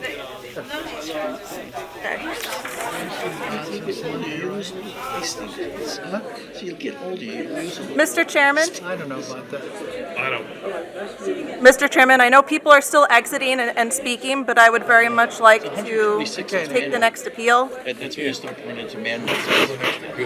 Okay, we have to get to the next appeal. Could we exit the room, please? Have a safe home? Nick Piccinini, I think that's what he was. Loving my job. So as a freshman, he's like full beard, full hair. Ladies, gentlemen, could you mind exiting? There's another hearing. There's another hearing coming. Would you mind exiting? Yeah. My wife, That's awesome, that's great. We're just- my wife and daughter have been at it. Okay. Up in Kennybunk Fort. Nice If we resort. could go out of order, could we take appeal number 2025-040, Roy Dower, 850 Sound Shore Road, Jamesport, Suffolk County Tax Map number 600-8-1-10, Residence A40 zoning for a proposed detached garage and to legalize a shed in a front yard. Applicant requests variances and/or relief from Town Code Chapter 301-9A1A, where proposed detached garage and existing shed in front yard. Accessory structures are not permitted in the front yard. Thank you for your patience. I gotta swear you in. Hello, Do solemnly swear to tell the truth, the whole truth, and nothing but the truth? I do. Help me God. State your name and address, please. Monica Majewski, 30 Stoller Drive, East Quack, New York, 11942. What was the first name? Monica? Thank you. So I make this short and sweet. Yeah, take your time. So this property is waterfront lot, so there's no backyard, as the existing house is close proximity to the water. So my client's proposing garage, detached garage in the front yard. He wants to create a dedicated space for his handworking hobby or personal projects. He repairs furniture solely for himself and his family and friends, does not use the garage for commercial purposes. The proposed design is aesthetically pleasing and consistent with the character of the neighborhood. We received 2 letters from neighbors. I don't know if you included in the packet. Yes, Yep. we've received 2 letters in support, one from the neighbor at 856 Sound Shore Road and the other from 842 Sound Shore Road with no objections. So the 2 adjacent neighbors, and he also is talking to the neighbor, but the garage will be the closest to. He is speaking about planting trees to create a barrier, which they both agreed on.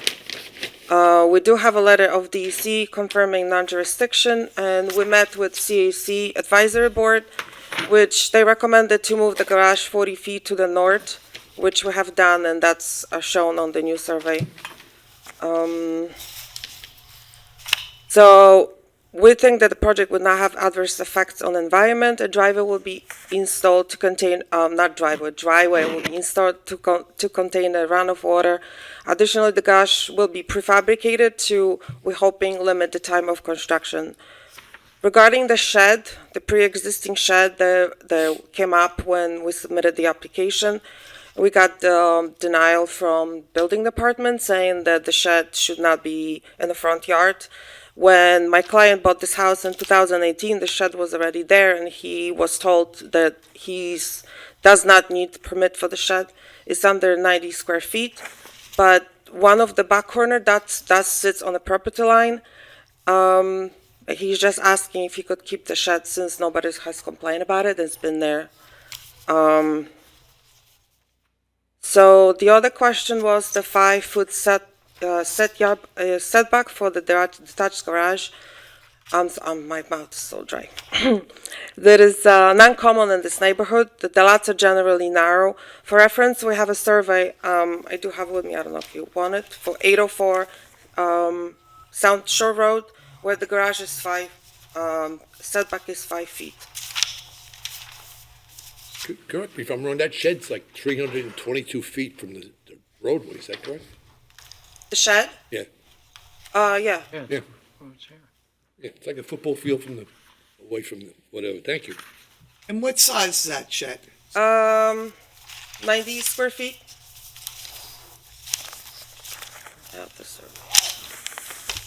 Use of the garage, what's the proposed use of the garage? There's a second story and it has a whole series of windows.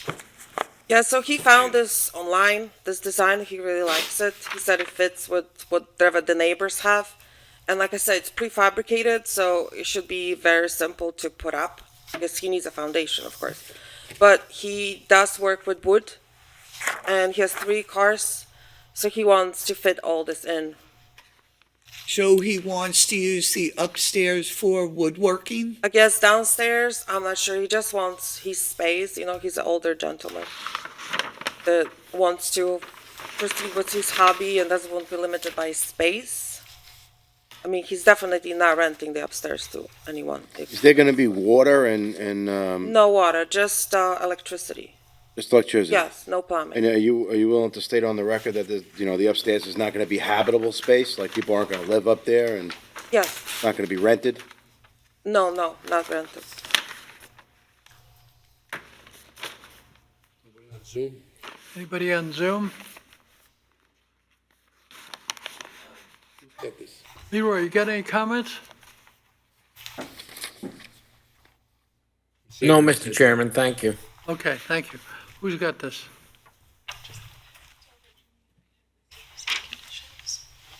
So you updated the survey for the schools condition? Yes. And then it's just the silt fencing that they wanted? Let me just do it, I got it. You got it? Yeah. You wanna read it? I don't care. Mr. Chairman, regarding appeal number 2025-040, I move the appeal of Roy Dower, 850 Sound Shore Road, Jamesport, SCTM number 600-8-1-10, residence A-40, zoning, for variance and or relief from Town Code Chapter 301-9A1A, with proposed detached garage and existing shed in the front yard. Accessory structures are not permitted in the front yard, be granted subject to conditions of the Conservation Advisory Council approval, to which slit fencing must be installed between the wetland and area of disturbance and must remain in place for duration of construction. And the second floor is not to be habitable space or rented, and no water utilities should be installed in accordance with the application sketches or amendments thereto, if any, is filed by the building inspector. Thank you very much. You got a second? Okay. Mr. Portia? Aye. Mr. Zawiski? Aye. Mr. Phillips? Aye. Mr. Barnes? Aye. And I vote aye, so your variance has been granted. Good luck. Thank you. Thank you for your patience. And no, before we end, we did have 2 adjournments because there were supposed to be 2 other appeals on tonight. Appeal number 2025-032, Bayview Applicant LLC, 47 Bayside Avenue in Jamesport, requested an adjournment to February 12th, 2026. So moved. Second. All in favor? Aye. Aye. And then appeal number 2025-036, 2041 Osborne Avenue, Riverhead, requested an adjournment to January 8th of 2026. So moved. Second. All in favor? Aye. Right, and Aye. we have not yet received the minutes for November 13th, so that'll get pushed to the January 8th meeting. We have no meeting on December 25th, because it's Christmas, so Merry Christmas, everyone. reason. Happy holidays. Next meeting Thank date is, goodness, the boss let us out off. next meeting date is January 8th of 2026. So moved. All in favor? Motion Aye. closed? Aye. Aye. Aye. Motion to Aye. We're done. Okay. Motion to close? So Closed. made. So moved. All in Aye. favor? Aye. Aye. Nice to have you, Leroy. Lady, Thank can you. give me a Have a couple Merry of Christmas, wallet-sized everyone. pictures?